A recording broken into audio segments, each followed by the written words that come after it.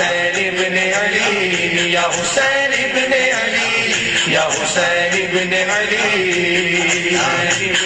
جب کربلا میں آئے دلارے بطول کے، جب کربلا میں آئے دلارے بطول کے، چاروں طرف سے گھیر لیا فوج شام نے، بے ظلم سیدوں پہ کیا فوج شام نے. حاکم کا یہ حکم تھا کہ سب پئیں، چرند و پرند پئیں، منع تم نہ کیجو مگر ایک فاطمہ کے لال کو پانی نہ دیجو. دریا پہ بھی لعینوں نے پہرا لگا دیا. اعوذ باللہ من الشیطان الرجیم. بسم اللہ الرحمن الرحیم.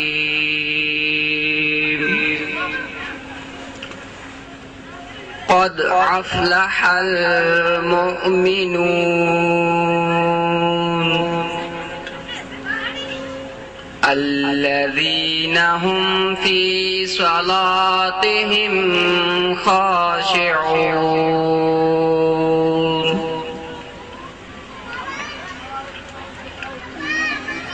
والذين هم عن اللغو معرضون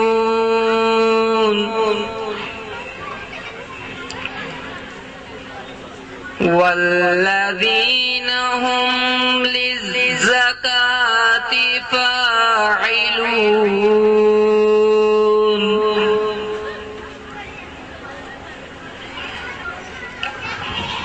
والذين هم لفروجهم حافظون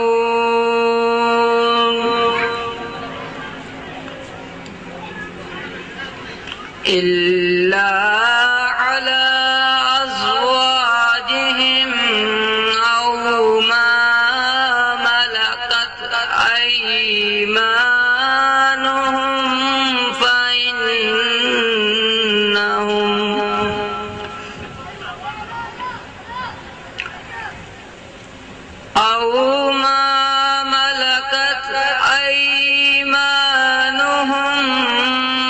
فإنهم غير ملومين.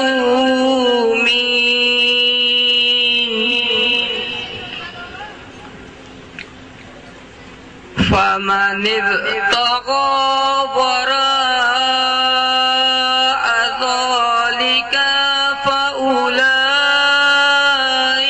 هم العادون.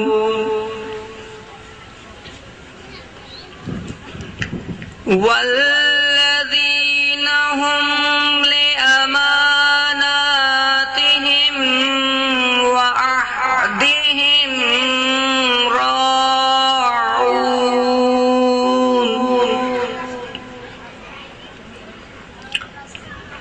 والذين هم على صلاتهم يحافظون.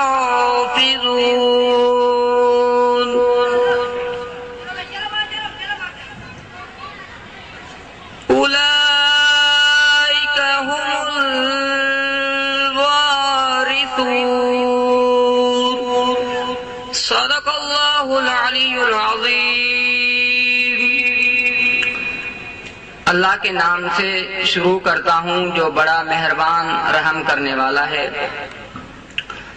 البتہ وہ ایمان لانے والے رستگار ہوئے جو اپنی نمازوں میں خدا کے سامنے گڑ گڑاتے ہیں اور جو بیہودہ باتوں سے منہ پھیر لیتے ہیں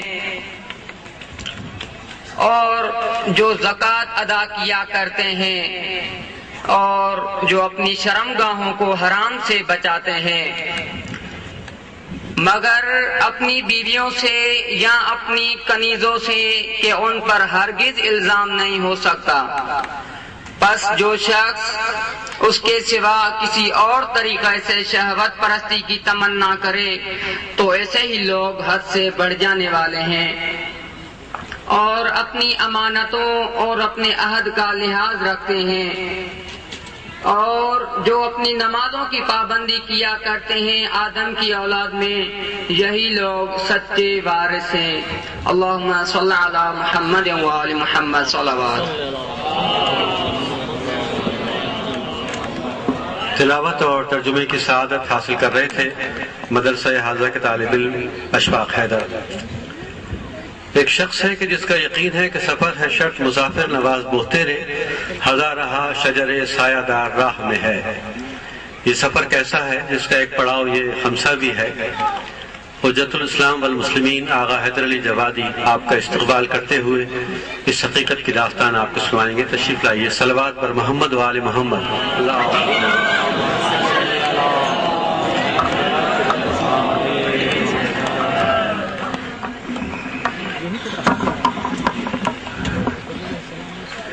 السلام علیکم جمیعا ورحمۃ اللہ وبرکاتہ۔ اعوذ باللہ من الشیطان الرجیم، بسم اللہ الرحمن الرحیم۔ الحمد للہ رب العالمین والصلاة والسلام علی سید الانبیاء والمرسلین وآلہ طیبین طاہرین الذین اذھب اللہ عنہم الرجس وطہرہم تطہیرا۔ اما بعد، برادران ایمانی، یہ مرکز تحقیقات و تبلیغات اسلامی ادارہ ہے اور یہ مدرسہ امام صادق علیہ السلام، اس میں آپ تشریف فرما ہیں۔ یہ 18 سال تقریباً پرانی بات ہے کہ ذہن میں یہ آیا کہ ماہ مبارک رمضان کی برکات سے فیض حاصل کیا جائے۔ اس وجہ سے بعض دوستوں کو اکٹھا کیا اور ان سے بات کی اور اس خمسے کی بنیاد ڈال دی گئی۔ اور خمسے کی بنیادی وجہ اور سبب یہ ہے کہ ہم عمومی طریقے سے مجلسوں میں عزاداریوں میں شریک ہوتے ہیں، لیکن عام طریقے سے ان میں یہ کوشش نہیں کی جاتی کہ کوئی مفہوم یا کوئی مطلب یا کوئی مقصد اپنے سامعین تک بیان کر دیا جائے۔ عام طریقے سے مقرر ایسے الفاظ استعمال کرتا ہے کہ جس کی وجہ سے لوگ جذبات میں آئیں، خوش ہوں، نعرے ہوں اور واہ واہ ہو جائے اور کل پھر ان کو بلا لیا جائے، اور سامعین بھی اس سے زیادہ توقع نہیں کرتے ہیں۔ اور یہ توقع نہ کرنا وہی فکری سستی کی علامت ہے کہ جس کی وجہ سے ہم لوگ سب مبتلا ہیں۔ اس وجہ سے فکری سستی ایک بہت بڑی بلا ہے۔ آپ خود اگر اپنا بھی تجربہ کرتے ہوئے دیکھیں ذرا، یعنی اگر خوش گپیاں الٹی سیدھی باتیں ہو رہی ہیں تو آپ بالکل فریش تازہ بیٹھے سن بھی رہے ہیں، مذاق چل رہا ہے، الٹی سیدھی باتیں ہو رہی ہیں تو آپ کو نیند بھی نہیں آ رہی ہے، لیکن ادھر سے اگر سوچنا شروع کر دیں تو پھر فکر کرتے کرتے وہی نیند آ جاتی ہے۔ بہت سارے لوگ کتاب اٹھاتے اس لیے ہے تاکہ نیند آ جائے، تاکہ کتاب پڑھے اور سو جائے۔ یعنی سوچنے کو دیکھتے ہیں کہ ایک افیون کی طرح ایک چیز ہے جس کی وجہ سے انسان اس انداز سے ماہ مبارک رمضان ایک ایسا مہینہ ہے جس میں پروردگار عالم کی بارگاہ میں یہ جسم نہیں بلکہ روح مہمان خدا بن جائے۔ یہ جسم پہ پابندیاں لگ جاتی ہیں، جسم جو مزے لیتے ہو، جو کھاتے ہو پیتے ہو، یہ کرتے ہو، جو عیش کرتے ہو، تو جسم پہ پابندی لگا کے ایک روح کو قوی کرنے کے لیے عرض کر رہا ہوں ایک کوشش کی جاتی ہے جو پروردگار عالم کی میزبانی میں ہم حاصل کرنا چاہتے ہیں۔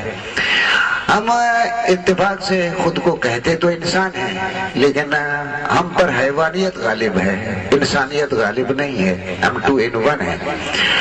حیوانیت ہماری اتنی غالب ہے کہ حیوانیت کی چیز کے لیے ہم اتنا تڑپتے ہیں، شاید روحانی چیز کے لیے ہم اتنا نہیں تڑپتے ہوں گے۔ کھانا ہمارے سامنے آ جائے، جسمانی غذا ہے، جلال ہوگا، مست ہوگا، مینو پوچھیں گے گئے تھے دعوت میں کیا ملا کیا نہیں ملا، لیکن اگر کسی روحانی نشست سے واپس آؤ گے کوئی تم سے نہیں پوچھے گا تم کو کیا ملا، ذرا وہ میرے حوالے بھی کر دو۔ لیکن اگر عرض کر رہا ہوں ایسی دعوت میں جس میں بڑے بڑے مال ہوں، ایسے اگر بیان کرو گے تو دوسرے کی بھی رال ٹپکے گی، منہ میں پانی بھی آئے گا، کاش کہ میں بھی وہاں ہوتا۔ لیکن اگر روحانی محفل کی کوئی غذا ہو کہ آج میرا روح اتنا بلند ہوا، آج میں یہ کمال تک پہنچا، آج میں نے روحانی عیوب کی طرف متوجہ ہوا اور میرے روحانی عیب جو ہے وہ ختم ہوئے، فکری صلاحیتیں جو تھی میری اجاگر ہوئیں، اگر اس قسم کی محفل ہو، اس سے ہم بہت کتراتے ہیں اور بہت پریشان ہوتے ہیں۔ لیکن یہ ماہ مبارک رمضان پروردگار عالم نے یہ پروگرام بنایا ہے کہ جس پہ تمہاری روح غالب آ جائے اور روح کا قبضہ اس جسم پہ ہو جائے، اور روح کے کہنے پہ یہ آنکھیں، یہ زبان، یہ کان، یہ پیٹ، یہ تمہارا وجود روح کے قبضے میں آ جائے۔ یہ پروردگار عالم کا مقصد ہے اور یہ ایکسرسائز ہے، ایک مشق ہے۔ یہاں پروردگار عالم تو اپنا مہمان بناتا ہے، عبدی اطیعنی اجعلک مثلی، تم میری اطاعت کرو، میں تمہیں اپنی مثال مجھ جیسا اپنا جیسا بناؤں گا۔ یعنی جس طرح وہ خود بے پرواہ ہے تم بھی بے پرواہ ہو جاؤ گے۔ عموماً تمہاری ضرورتیں محتاج ہونا یہ جسم کے تابع ہونے کی وجہ سے، اگر جسم کے تابع تم نہ رہو، جسم تمہارے روح کے تابع ہو، تو بہت ساری محتاجیوں سے، بہت ساری غلاظتوں سے، بہت ساری گندگیوں سے، بہت ساری پریشانیوں سے تم بچے رہو گے۔ پریشانیاں تمہاری ختم ہو جائیں گی۔ تمہیں عموماً خواہشات یا پیٹ یا اپنی انا یہ تمہیں عرض کر رہا ہوں کہ خوار کرتی ہیں اور بہت سی ذلت کی جگہوں پہ تمہیں یہ لے جاتی ہیں۔ لیکن تم اگر اس سے ہٹ کے تم کے روح کو تقویت دینا شروع کر دو تو جسمانی مریدی سے ہٹ جاؤ گے، تم ایک عظمت کے انسان بن جاؤ گے اور کمال کے انسان بن جاؤ گے۔ جائے پڑھے روحانی شخصیات، انبیاء، ائمہ اور بزرگان کی شخصیات کا دیکھیں، ان کے پاس اگر کمال ہے تو معنویات کے ذریعے ہی ہے، نہ کہ جسمانیات کے ذریعے سے۔ اور جتنے بھی جسمانیات کے مرید ہوتے ہیں ان کے پاس روحانیت نہیں ہوتی، وہ ایک حیوان کی طرح کھاتے ہیں، پیتے ہیں، مرتے ہیں، اور ایک جس طرح حیوان کا جنازہ اٹھتا ہے اسی طرح اس کھانے پینے والے کا جنازہ بھی اٹھتا ہے۔ اور جب روح پروردگار عالم کے پاس حساب دینے کے لیے کھڑی ہوتی ہے تو روح کے پاس کچھ نہیں ہوتا، نہ حساب دینے کے لیے جو پوچھو صاحب، زیرو مائنس زیرو، کچھ نہیں ہوتا اس کے پاس۔ بہرحال یہ ایک ضرورت ہے معاشرے میں، تاکہ ایک جو روحانی اور نظریاتی اور فکری لحاظ سے درد سر بنانے کے لیے، ہیڈیک بنانے کے لیے کہ تمہارا ایک ذہن میں ایک طرف ہو، تو پروردگار عالم انسان کو ایسا بناتا ہے تاکہ معاشرے میں ایک نظم نوین اور نیا نظم پیدا ہو۔ اس نظم نوین کے لیے انسان کو ایک معنوی انسان بناتا ہے، نہ کہ ایک حیوانی انسان۔ تو اس معنوی انسان بنانے کے لیے انبیاء آئے، ائمہ آئے اور بہت سارے بزرگان نے خدمت دی، قرآن نازل ہوا یہ ماہ مبارک رمضان۔ تو وہ ہم نے کوشش کی کہ یہ عنوانات جو کہ ہمارے پاس بھی اسی طرح سے گزر جاتے ہیں اور ہم سنتے ہیں اور ہمارے معاشرے میں ان کی جو تفسیریں یا جو معنی ہوتی ہیں وہی ہم کرتے ہیں اور وہی ذہن نشین ہو جاتی ہیں۔ کیا جو ہمارے معاشرے میں یا ہمارے گاؤں میں یا ہمارے علاقے میں جو اس کی معنی کی گئی ہیں یا وہ دماغ ہمارے دماغ میں وہی معنی ہے، کچھ اور ہے؟ کہیں نہ ہو کہ خدا کا مقصد اور ہو اور ہم ذہن میں کچھ اور رکھے ہوئے ہیں، کہیں ایسا نہ ہو کہ انبیاء کا مقصد کچھ اور ہمارا دماغ کچھ اور بنا ہو۔ ہماری رسم رواج، اٹھنے بیٹھنے، ہمارے قومی تہذیبی اور علاقائی کلچر و تہذیب کہیں ہمارے مذہب پہ تو قبضہ نہیں کر گئے۔ تو ان سب کے لیے عرض کر رہا ہوں ایک ضرورت ہے تاکہ ہم اپنے اسلامی نظریاتی عقیدتی عملی لحاظ سے ان پہ غور و فکر کریں۔ اس بنیاد پہ یہ جلسہ رکھا گیا تاکہ خالص پیورلی ایک درسی پروگرام ہو جس میں استاد محترم ایک ہو اور دوسرے کلاس کے شاگرد ہوں، چاہے کم بھی ہوں، لیکن استاد ایک اچھے استاد ہوں اور وہ اچھے استاد آ کے اس موضوع پہ گفتگو کریں۔ تو یہ 18واں سال ہے یہ مرکز تحقیقات و تبلیغات اسلامی کا، جس کے ساتھ ہمارے اس مدرسے کے اساتذہ زحمتیں کرتے ہیں، ہمارے اس مرکز کے طلباء زحمتیں کرتے ہیں، دوسرے تنظیموں کے ہمارے دوست ہیں وہ زحمتیں کرتے ہیں۔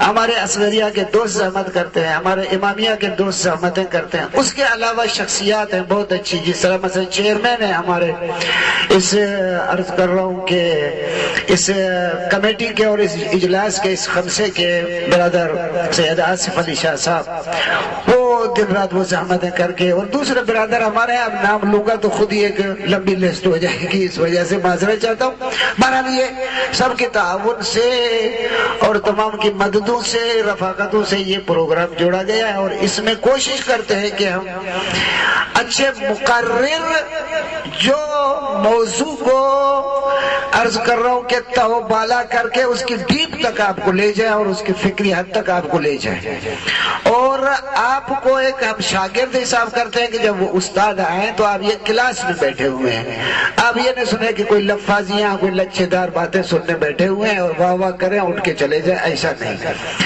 آپ کو تیار رہنا چاہیے، موضوع ہے، اس موضوع کو استاد کا کام ہے اس کو کھولنا، اس کو بیان کرنا، اس کے مثبت منفی پہلو جو ہے وہ بیان کرنا، اس کی ضرورت ہے اس کو بیان کرنا۔ آپ ان کے ساتھ اعتراضات کریں، آپ مطمئن ہوں ان کے بیانات پہ، اگر کوئی آپ کو آبجیکشن ہے، کوئی اعتراض ہے تو آپ اعتراض کریں، یہ کام دونوں کا ہوتا ہے۔ اگر آپ سنیں گے تو اعتراض بھی کریں گے، لیکن اگر آپ کے پاس وقت نہیں ہے، چاہتے ہی ہو کہ بس اب جان چھوٹے، اب وہ ہو گیا، آپ بھاگے جائیں گھر آرام کریں، تو پھر آپ کلاس میں اچھے شاگرد نہیں بنیں گے۔ اور استاد کا کام بھی یہی ہوگا کہ وہ اچھا استاد ہو کے اس پروگرام کے ساتھ آئے کہ وہ آپ کو کچھ دے رہا ہے۔ اور اس کے ساتھ ہم یہ کوشش بھی کرتے ہیں کہ ہمارے بعض عرض کر رہا ہوں بزرگان، ہمارے عرض کر رہا ہوں شخصیات ہیں، وہ ایک چاہے ابھی اس میں کسی کو شاید برا بھی لگے، لیکن ہماری شخصیات عموماً ہمارے پروگراموں میں مومنین سے میل جول کے میدان میں نہیں آتے، اس وجہ سے کوشش کی کہ اس قسم کی شخصیات کو بھی ایسے پروگراموں میں پہنچائے اور مومنین سے ملاقات کرائی جائے، تاکہ مومنین ان کی ملاقات کریں، وہ مومنین کی ملاقات کریں، تاکہ ایک قسم کی رفاقتیں اور دوستیاں اور بڑھیں۔ ایک شخصیت ہے تو ایک صدر جلسے کے عنوان سے آج ہمارے صدر جلسہ میر شاہ محمد خان تالپور صاحب ہیں، جو کہ رئیس ہیں ٹنڈو جام کے، ان کے والد میر غلام اکبر خان صاحب، جو کہ بہت بڑی حیثیت کی بہت بڑی شخصیت ہے۔ میں عمر گزاری ہے میں نے ٹنڈو جام میں عرض کر رہا ہوں کہ ان کے رفاقت کے ساتھ، ان کے جد، ان کے بزرگوار میر رسول ویس خان تالپور، ان کے ساتھ رفاقت کی، ان کی خدمات دیکھی، ان کی مسجد، ان کی جد و جہدیں وہ بھی ہیں۔ آج بھی ان کے والد، ان کی بہنیں، ان کی والدہ ہمارے عرض کر رہا ہوں جامعۃ الزہرا کے ساتھ رابطے میں ہیں، جب بھی کوئی مشکل کوئی کام ہوتا ہے ان کے ساتھ رابطے میں ہوتے ہیں۔ ان کی بہنیں بہت اچھی ہیں، وہ بھی زحمتیں کرتی ہیں، ان کی والدہ وہ بھی زحمتیں کرتی ہیں، خود عرض کر رہا ہوں یہ ہمارے ساتھ رفاقت ہے۔ وہ آج میر شاہ محمد خان تالپور آج اس جلسے کی صدارت کر رہے ہیں، اور آج کہ موضوع کے لیے جو ہمارے استاد معین ہیں وہ ہے حجت الاسلام علامہ سید شہریار رضا عابدی صاحب۔ ان کے فاضل ہیں، بہت بابصیرت ہیں، میری ان کے ساتھ رفاقت ہے، ان کے ساتھ عقیدت ہے، لیکن ان کے بیانات کو میں کراچی میں 2-3 مرتبہ سننے کا اتفاق ہوا، اور اتفاق ہوتے ہوئے میں نے ان کو داد دی کہ یہ پروگرام کا جو تم نے طریقہ اختیار کیا ہے یہ مجھے آتا نہیں ہے، لیکن بہت اچھا ہے۔ وہ آپ عموماً عرض کر رہا ہوں پروگرام میں آپ کو فقہی مسائل نہیں سنائے جاتے ہیں، آپ کی ضرورت کی باتیں نہیں سنائی جاتی، آپ کو مطلب کی باتیں نہیں سنائی جاتی، آپ کا مقرر آتا ہے کہ جذبات سے آپ کے ساتھ کھیلے اور آپ جذبات میں جلال میں آئے، اور وہ کل اپنا مقام بنانا چاہتا ہے، اور آپ اس میں ہیں کہ لوگوں کو کتنی واہ واہ ہوئی ہے اور کتنا مقرر کے ساتھ توجہ ہوئی ہے، اور یہ آپ بھی اس کوشش میں نہیں ہے کہ مقرر کیا دے گیا اور ہم کیا لے گئے، لیکن یہ اس پروگرام میں ہوتے ہیں کہ وہ دے جائے۔ اس وجہ سے آج کے اس درس کے لیے اور اس استادی کے لیے ہم نے ان برادر کو بلایا ہے، اور ان کا موضوع ہے عرض کر رہا ہوں کہ فلسفہ عبادت۔ اللہ کی عبادت کرتے ہیں، کیوں کرتے ہیں، کیا ہے یہ؟ ایک رکوع، یہ جھکنا، کیا کس کام کا ہے یہ سجدہ؟ کس کام کا ہے؟ اچھا روزہ تو کوئی کام ہی نہیں ہے، نماز تو کوئی کام ہے، روزہ تو کوئی کام ہی نہیں ہے. یعنی نہ ہے، نہ کھانا نہ پینا، فقط نہ ہے، نہ تو کوئی کام ہی نہیں ہے، روزہ تو کوئی کام ہی نہیں ہے. یعنی دوسرا حج کوئی کام ہے، زکوٰۃ کوئی کام ہے، لیکن روزہ تو کوئی کام ہی نہیں ہے، وہ بھی عبادت ہے. یعنی کام جو نہیں ہے وہ بھی عبادت ہے، کوئی کام نہیں، کوئی کام ہے. آپ کا تو کیا کام ہے؟ روزہ کیا کام ہے؟ آپ مجھے بتا دیں. روزہ کوئی کام ہی نہیں ہے، لیکن وہ بھی یہ کیا ہے کہ وہ کام نہیں ہے وہ بھی عبادت، جو کام ہے وہ بھی عبادت، یہ جھکنا یہ بھی عبادت. یہ کیا ہے؟ اس کا کیا فلسفہ ہے؟ خدا کیا بنانا چاہتا ہے ہم کو؟ اب وہ عرض کرو آپ اگر ایسی اگر موٹے دماغ سے جائے سوچیں تو ذرا آپ الہی فکر آپ کے پاس اگر نہ ہو تو جائے مکے میں مثلا ایک پلر ہے، وہ لاکھوں آدمی لاکھوں روپے خرچ کر کے کیا کر رہے؟ پتھریاں مار رہے، پتھر مار. ارے بھائی کیا ہو گیا تم کو پتھر مار؟ نہیں سمجھ میں آتا کیا راز ہے، کیا راز ہے کہ بھئی پلر کو پتھر مار رہا، یہ کیا ہو گیا؟ وہ بعض حضرات وہ مذاق اڑاتے کہ شیو کو پتہ نہیں کیا ہو گیا، ادھر کھا پی کے ایک مرتبہ شور بجے گا یا حسن پھرنا شروع کر دیتے. اگر مذاق پہ آؤ تو مذاق ہے، اگر حقائق پہ جاؤ اس کے ڈیپ میں کیا چیز ہے، کیا مقصد ہے، ہاں تب جا کے اگر متوجہ ہوتا ہے کہ اس میں کیا کیا مقصد ہے، کیا اہداف ہیں، یا یہ بیکار چیزیں ہیں کیا ہے. بہرحال میں اس میں اگر زیادہ اور بھی تکرر نہیں ہے. احکام الہی پروردگار عالم پہ کیا فرض ہے ہم کو احکام بیان کریں یا نہیں؟ کیا ضروری ہے احکام ہم پہ بیان کریں؟ آیا ہم مانگتے ہیں کہ وہ احکام ہمارے لیے دے یا نہیں، یا وہ کہتا ہے کہ نہیں احکام دو؟ کیا ہمارا حق ہے یا اس کا حق ہے؟ کیا ہے احکام آخر؟ کیا طلب ہے؟ بہرحال میں اس میں اگر جاؤں گا تو پھر میں خود ہی بولنا شروع کر دوں گا، اس وجہ سے میں نہیں بولتا. بہرحال آج کا یہ پروگرام اس کا استاد ہے ہمارے بزرگوار قبلہ سید شہریار رضا عابدی صاحب تشریف لائے، اور ہمارے آج کے صدر جلسہ ہیں جناب میر شاہ محمد خان تالپور صاحب. آپ ابھی استاد سے درس سنیں اور مرد بن کے سنیں، اور آپ کو جو اعتراضات ہوں پھر اس کے بعد ان پہ اعتراضات بھی کریں، اور انشاءاللہ وہ مرد میدان ہے، سب کو جواب دے کے آپ سے آؤں گے. خوش نصیبی ہے وہ ہمارے تشریف میں دعوت دوں قبلہ سید شہریار رضا عابدی صاحب کو کہ وہ تشریف لائے اور اپنے اور شاگردوں سے خطاب فرمائے.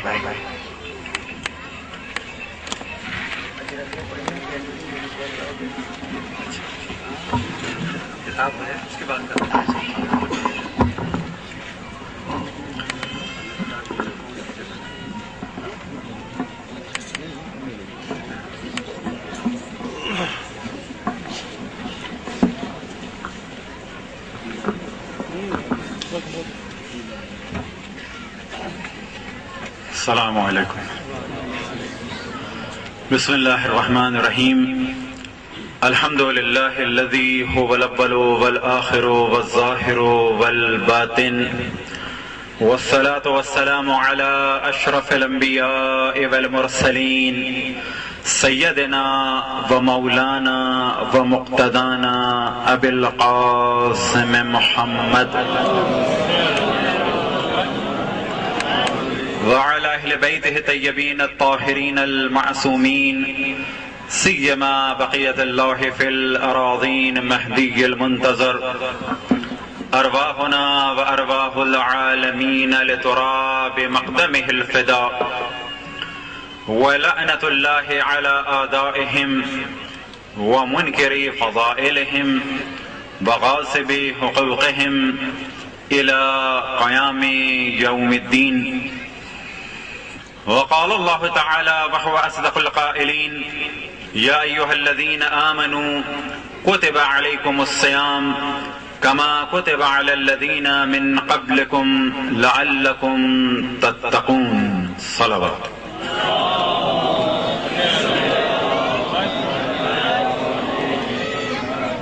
اس سے پہلے کہ گفتگو کا آغاز ہو وہ کہ مولانا کچھ دیر کے لیے باہر تشریف لے گئے ان کی موجودگی میں، اور ان کے علاوہ جو اس مدرسے کے اساتید ہیں، علماء کرام ہیں، اور وہ حضرات کے جنہیں عام طور پہ جو ہے طالب علم کہا جاتا ہے، لیکن ماشاءاللہ وہ بھی اس مرحلے کے ہیں کہ بلا شک وہ بھی علماء کرام ہی میں سے ہیں، ان کے سامنے لب کشائی ہو رہی ہے، انشاءاللہ معاف فرمائیں گے۔ صلوات پڑھیں پر محمد و آل محمد۔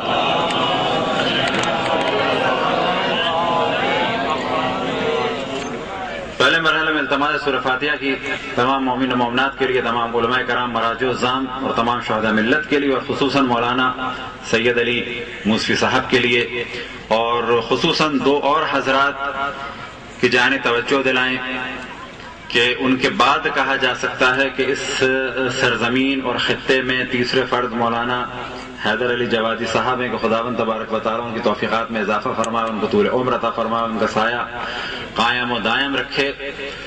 تو ان دو افراد حضرات کو بھی یاد رکھیں سورہ فاتحہ میں اور دعاؤں میں، جن میں سے ایک مولانا مرحوم سمر حسن زیدی صاحب کہ جن کی بہت خدمات ہیں، اور مولانا غلام مہندی صاحب کہ بلا شک ان دو حضرات کے بعد اس وقت اس سرزمین کے لیے بہت ہی بڑی نعمت اور تبلیغی حوالے سے ایک بہت ہی عظیم سرمایہ ہے مولانا، کہ خدا ان کو طول عمر عطا فرمائے۔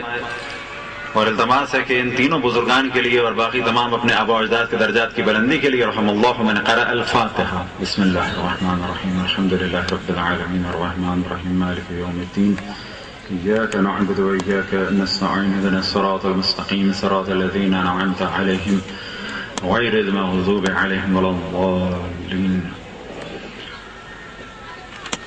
موضوع گفتگو احکام اور ان کا فلسفہ۔ جس آیت کو سرنامہ کلام قرار دیا اس آیت کا تعلق یعنی ایام سے ہے، یعنی ماہ سیام سے۔ ارشاد خداوند تبارک و تعالی ہے، یا ایھا الذین آمنوا کتب علیکم الصیام کما کتب علی الذین من قبلکم لعلکم تتقون، کہ اے ایمان والوں تم پر روزوں کو واجب قرار دیا گیا جس طرح سے تم سے پہلی امتوں پر روزوں کو واجب قرار دیا گیا تھا تاکہ تم تقوی اختیار کریں۔ یہ بعض جگہ ترجمہ کیا جاتا ہے تاکہ تم متقی ہو جاؤ، یا بعض جگہ ترجمہ اس قسم کا ہوتا ہے کہ شاید تم تقوی اختیار کر سکو، لیکن در حقیقت یہاں پر روزے کا ایک فلسفہ بیان کیا جا رہا ہے کہ کیوں واجب قرار دیا گیا، تو جواب یہ ہے تقوی الہی کے حصول کے لیے۔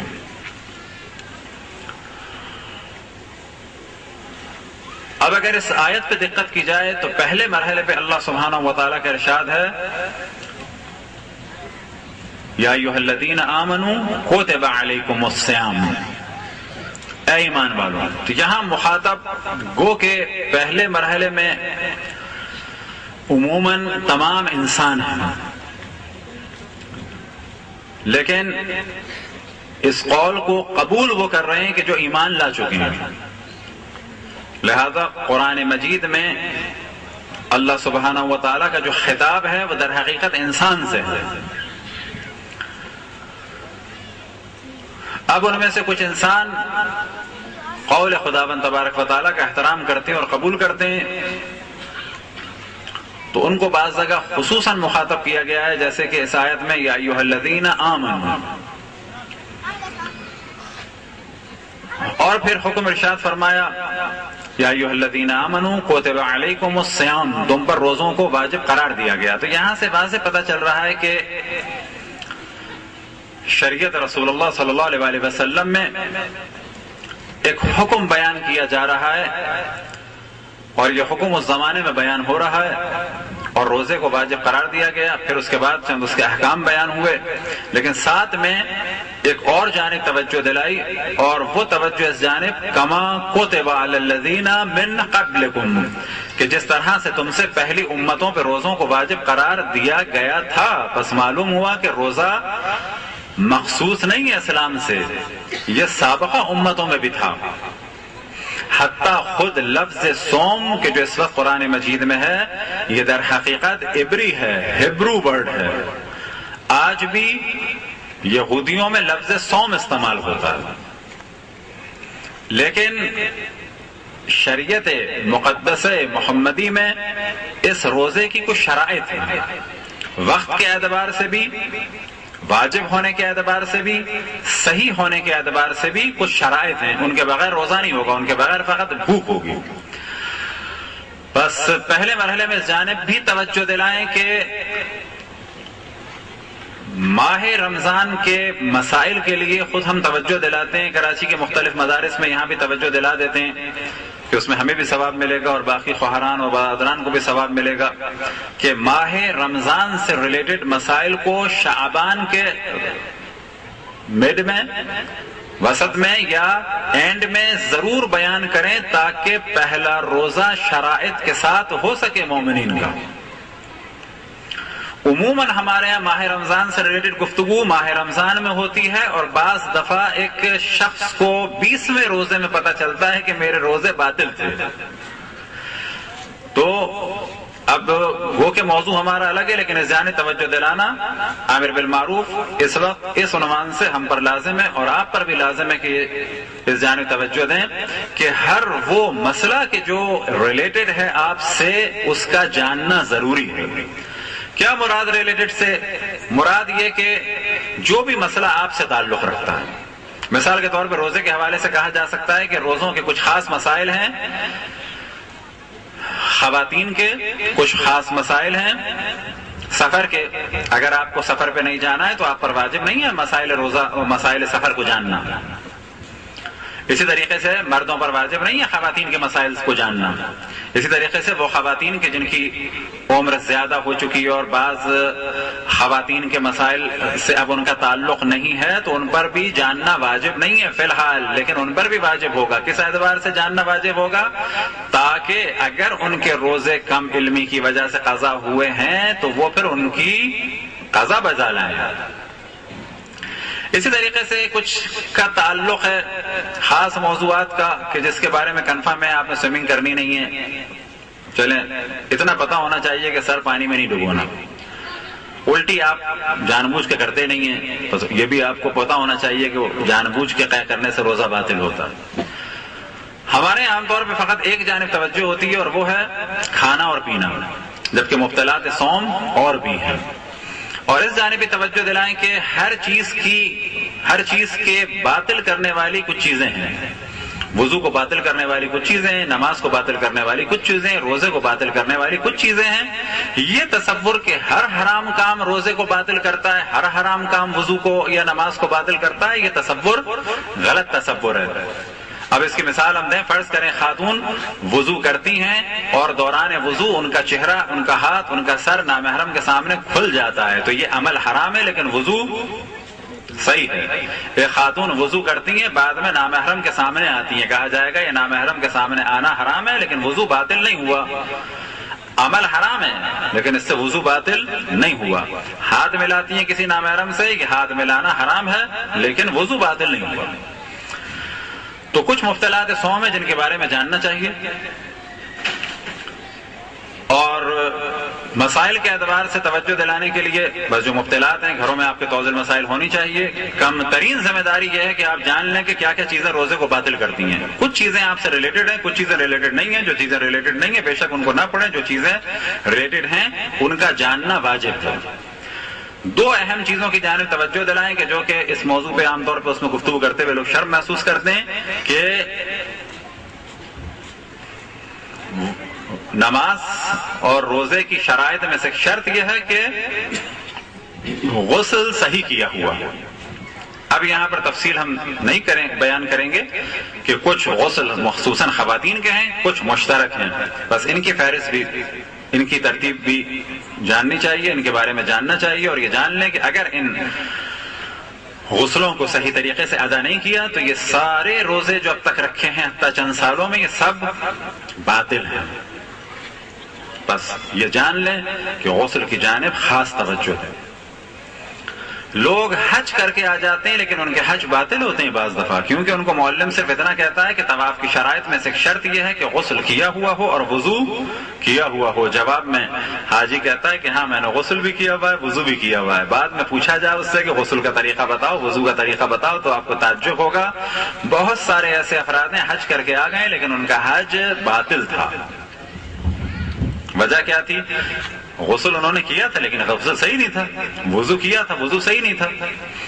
اب اس جانب بھی توجہ دلاتے چلیں کہ وضو اور غسل فقط پانی ڈالنے کا نام نہیں ہے، ان کی شرائط میں سے بھی کچھ شرائط ہیں، اور انہی میں سے ایک شرط کہ جسے ہم عام طور پر سوئم و چالیسے میں خصوصاً بیان کرتے ہیں وہ یہ کہ جس جگہ غسل کیا جائے، جس جگہ وضو کیا جائے، جس جگہ نماز پڑھی جائے، یہ جگہیں غصبی نہ ہوں۔ بس اگر ایسے گھر میں ہم رہتے ہیں کہ جہاں دادا کی ملکیت پہ ہم نے قبضہ کیا، پھوپھیوں کو در بدر کیا، ان گھروں میں غسل اور وضو اور نمازیں باطل ہیں، یاد رکھیں۔ باپ کے مرنے کے بعد بہنوں کو ہم نے در بدر کیا، اس گھر میں ان کا حق پامال کیا، ان گھروں میں غسل اور وضو باطل ہیں، یاد رکھیں۔ غسل جیسا کام ہو رہا ہے، پانی ڈل رہا ہے لیکن شرائط نہیں ہے موجود وہاں۔ وضو جیسا کام ہو رہا ہے، نماز جیسا کام ہو رہا ہے، لیکن ایک شرائط میں سے کہ اہم شرط نہیں ہے۔ وہ شرط کیا ہے کہ جگہ غصبی نہ ہو۔ تو احکام کی جانب توجہ رہے۔ اور اب یہاں پر ہم گو کہ اصل موضوع ہے لیکن اس کو اس سے ریلیٹ کر دیتے ہیں کہ اب اگر آپ سے سوال کیا جائے کہ غسل کا تعلق فقط انسان سے ہے یا معاشرے سے ہے، تب آپ کا ذہن اتنا بن چکا ہوگا کہ امید ہے کہ لوگ جواب دیں گے غسل گو کہ انفرادی عبادت ہے لیکن اس کے نتائج اجتماعی ہیں۔ ایک غسل کے جو بند غسل خانے میں ہوتا ہے، وہ کیا نتائج ہیں اس کے کہ اگر صحیح غسل کرنا چاہیں تو ہمیں اپنے اس باپ کے گھر میں کہ جس میں ہم رہتے ہیں اس میں سے بہنوں کا حق پہلے دینا ہے یا ان سے اجازت لینی ہے کہ بہنوں ہم اس گھر میں رہ لیں، تمہیں کرایہ چاہیے تو کرایہ دیں، حق چاہیے تو حق دیں، تب جا کے ہمارا غسل صحیح ہوگا۔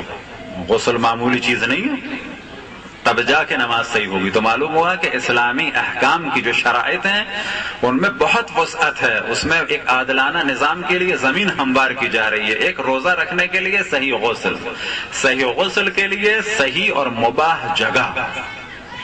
بس یاد رکھیں یہ ہمارے بہت سارے گھر ہیں، بہت سارے گھر ایسے ہیں کہ جو اجداد کے ذریعے سے آئیں، ان میں غسل عموماً باطل ہیں، عموماً باطل ہیں۔ وجہ کیا ہے کہ پھوپھیوں کو نکال دیا، بہنوں کو نکال دیا۔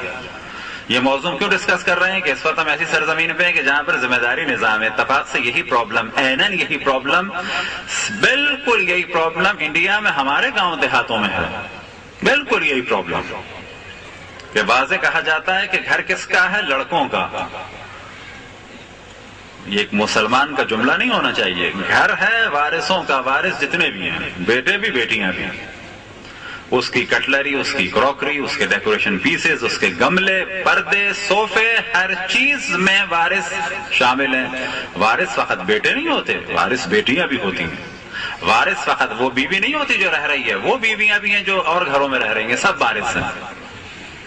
اب آپ تصور کریں کہ ایک غسل میں جو ایک شرط کے جس کو لوگ بڑا معمولی سب تصور کر کے گزر جاتے ہیں اور سمجھتے ہیں ہم نے وضو کر لیا، ان شرائط میں شرط کیا ہے کہ جگہ مباح ہو۔ جگہ مباح ہے میں آپ نے دیکھا کہ اگر اس شرط پہ فقط توجہ دی جائے اور پھر ہم چاہیں کہ 2 رکعت صحیح نماز پڑھیں تو پھر ہمیں حق دینا ہوگا کہ جو اتفاق سے ہمارے معاشرے میں بہت زیادہ عام ہو گیا ہے حق کا مارا جانا۔ انڈیا ہم گئے، ایک بڑے مشہور صاحب ہیں، بڑا ان کا نام ہے، نام نہیں لیتے، کچھ لوگوں نے بڑی تعریف کی کہ بڑے عزادار ہیں، بڑے مومن ہیں۔ نہیں، بہت مومن ہیں۔ میں نے کہا نا، یہ نہ کہیں بہت مومن ہیں، اگر یہ مومن ہیں تو اپنے رشتہ داروں کا حق دیں جو یہ کروڑوں اربوں روپیہ مار کے بیٹھے ہیں۔ مسئلہ وہاں پہ کروڑوں کا نہیں تھا، اربوں کا تھا۔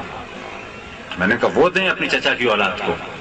امام حسین کو راضی نہیں کیا جا سکتا 4 شیر مالوں سے، اللہ سبحانہ و تعالیٰ کو راضی نہیں کیا جا سکتا قرآن خوانی سے۔ قرآن نازل ہوا ہے احکام کو نافذ کرنے کے لیے، نہ اس قرآن خوانی کے لیے۔ قرآن خوانی کا قطعاً ثواب ہے۔ میں نے کہا وہ کام کریں، ان چیزوں سے امپریس نہیں ہوتے ہم، ان کو حق دیں ان کا۔ تو ان مسئلے مسائل کی جانب بھی توجہ رہے، ان کو معمولی نہ سمجھے۔ اب یہ مسئلے مسائل تفصیل سے ہم نے ڈسکس کیے ہیں۔ اب اگر آپ لوگ فیس بک میں چاہیں تو ریکویسٹ بھیجیں یا ایڈ کر لیں ہمیں. سید شہریار رضا عابدی کے نام سے ہے. اسی طرح سے اگر گوگل میں سرچ کرنا چاہیں تو آپ لکھیں شہریار عابدی, لیکن ایسا شہریار لکھیں جس میں ای نہ ہو, کیونکہ کچھ لوگوں نے ہماری ویڈیوز ڈالی ہیں SHER. آپ لکھیں SHAHRYAR شہریار, اس کے بعد عابدی. اب شہریار عابدی کے بعد آپ روزہ لکھ دیں تو روزے کے بارے میں تفصیلی گفتگو ہے اور مختلف ٹاپکس کو ڈسکس کیا ہے, وہ سب آپ سنیں اور جس سے آپ کا تعلق ہو اس کا جاننا واجب ہے, وإلا اگر روزے باطل ہوتے ہیں تو یہ کام حرام ہے. اسی طرح سے جان لیں اور آخری مسئلہ بیان کریں, اس کے بعد اصل موضوع کی جانب آگے بڑھیں کہ روزے کی شرائط میں سے شرط یہ ہے کہ نیت فجر سے پہلے ہو. نیت فجر سے پہلے ہو سے کیا مراد, یعنی نہ رکھنے کی نیت نہ ہو. یہ جو بعض لوگ کہتے ہیں کل ہم ڈیسائیڈ کریں گے 12 بجے, اس کا مطلب ہے کہ ان کی نیت نہیں تھی. اب اگر یہ 12 بجے روزہ رکھ بھی لیں تو وہ روزہ باطل ہے, کیونکہ فجر آخری وقت ہے روزے کی نیت کا. اب اگر آپ لوگ نیت کرنا چاہیں تو بہتر ہے کہ چاند نظر آتے ہی نیت کر لیں کہ میں اللہ سبحانہ و تعالیٰ کی اطاعت کرتے ہوئے پورے ماہ رمضان جب جب مجھ پہ روزہ رکھنا واجب ہے روزہ رکھوں گا, یہ نیت ہو گئی. آج بھی آپ نیت کر لیں کہ باقی روزوں میں روزہ رکھوں گا, ذہن میں یہ رکھ لیں یہی نیت ہے. اسی طرح سے اگر وہ خاتون آٹا گوندتی ہیں یا کھانا پکاتی ہیں یا الارم سیٹ کرتے ہیں تو پوچھا جائے یہ الارم کس لیے ہے, سحری کے لیے. آٹا کس لیے گوندا ہے, سحری کے لیے. اور پوچھا جائے سحری پہ کیا کرنا ہے, کھانا ہے. کیوں کھانا ہے, کیونکہ روزہ رکھنا ہے, بس یہ نیت ہے. بعض دفعہ مومنین سوال کرتے ہیں, صبح فون آتا ہے کہ وہ اذان ہو گئی مولانا میں نیت کرنا بھول گئے. یہ بہت ہم فون آتے ہیں تو ہم کہتے ہیں سحری کر رہے تھے. کیوں کر رہے تھے سحری, روزہ رکھنا ہے, بس یہ نیت ہے. صلوات پڑھیں پر محمد و آل محمد.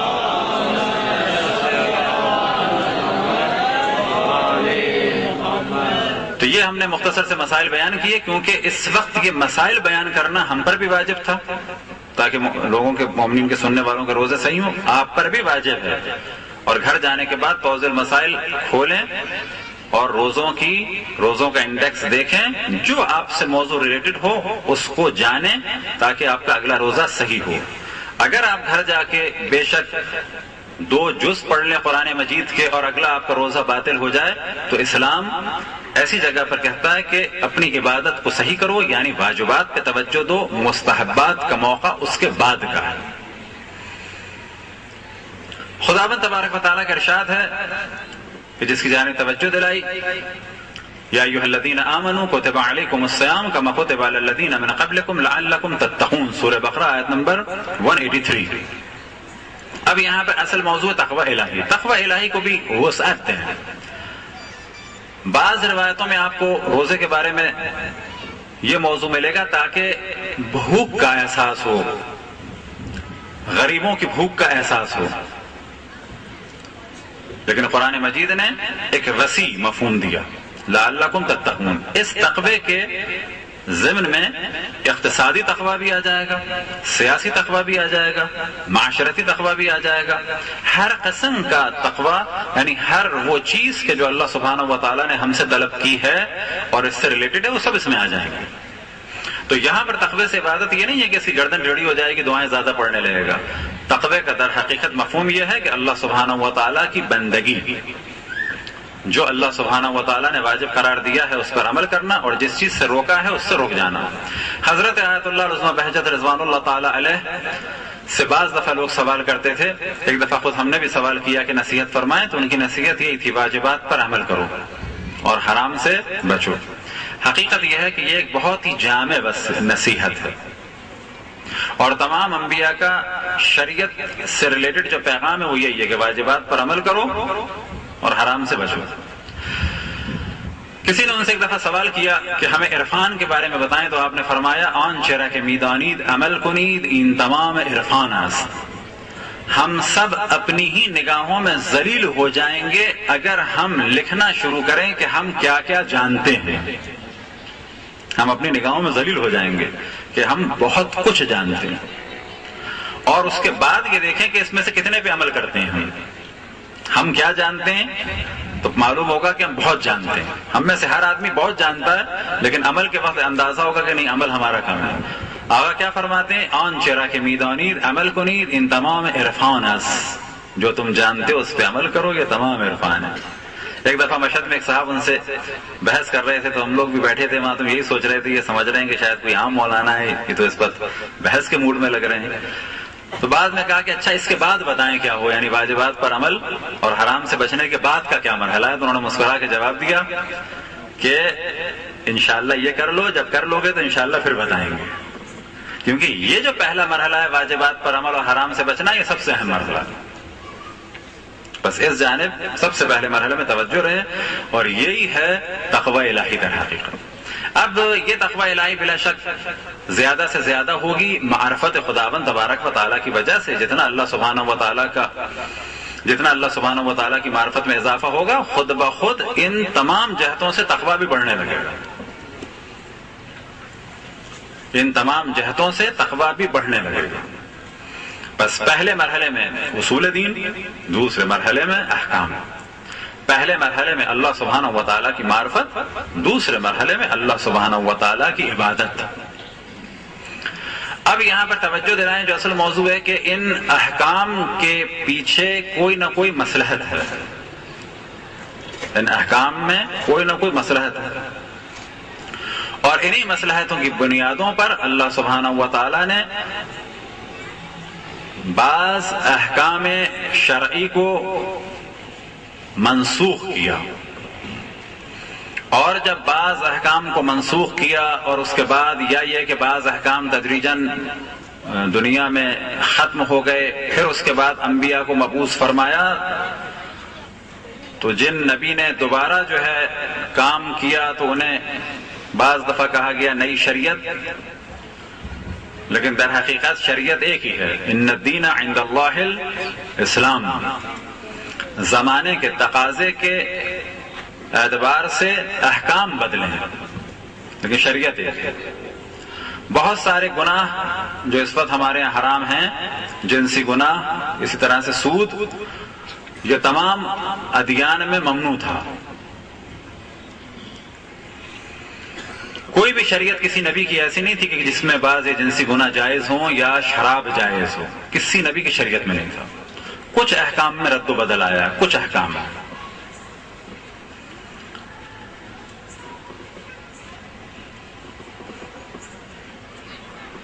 تو سب سے زیادہ توجہ دینی ہے پہلے مرحلے میں اصول پہ،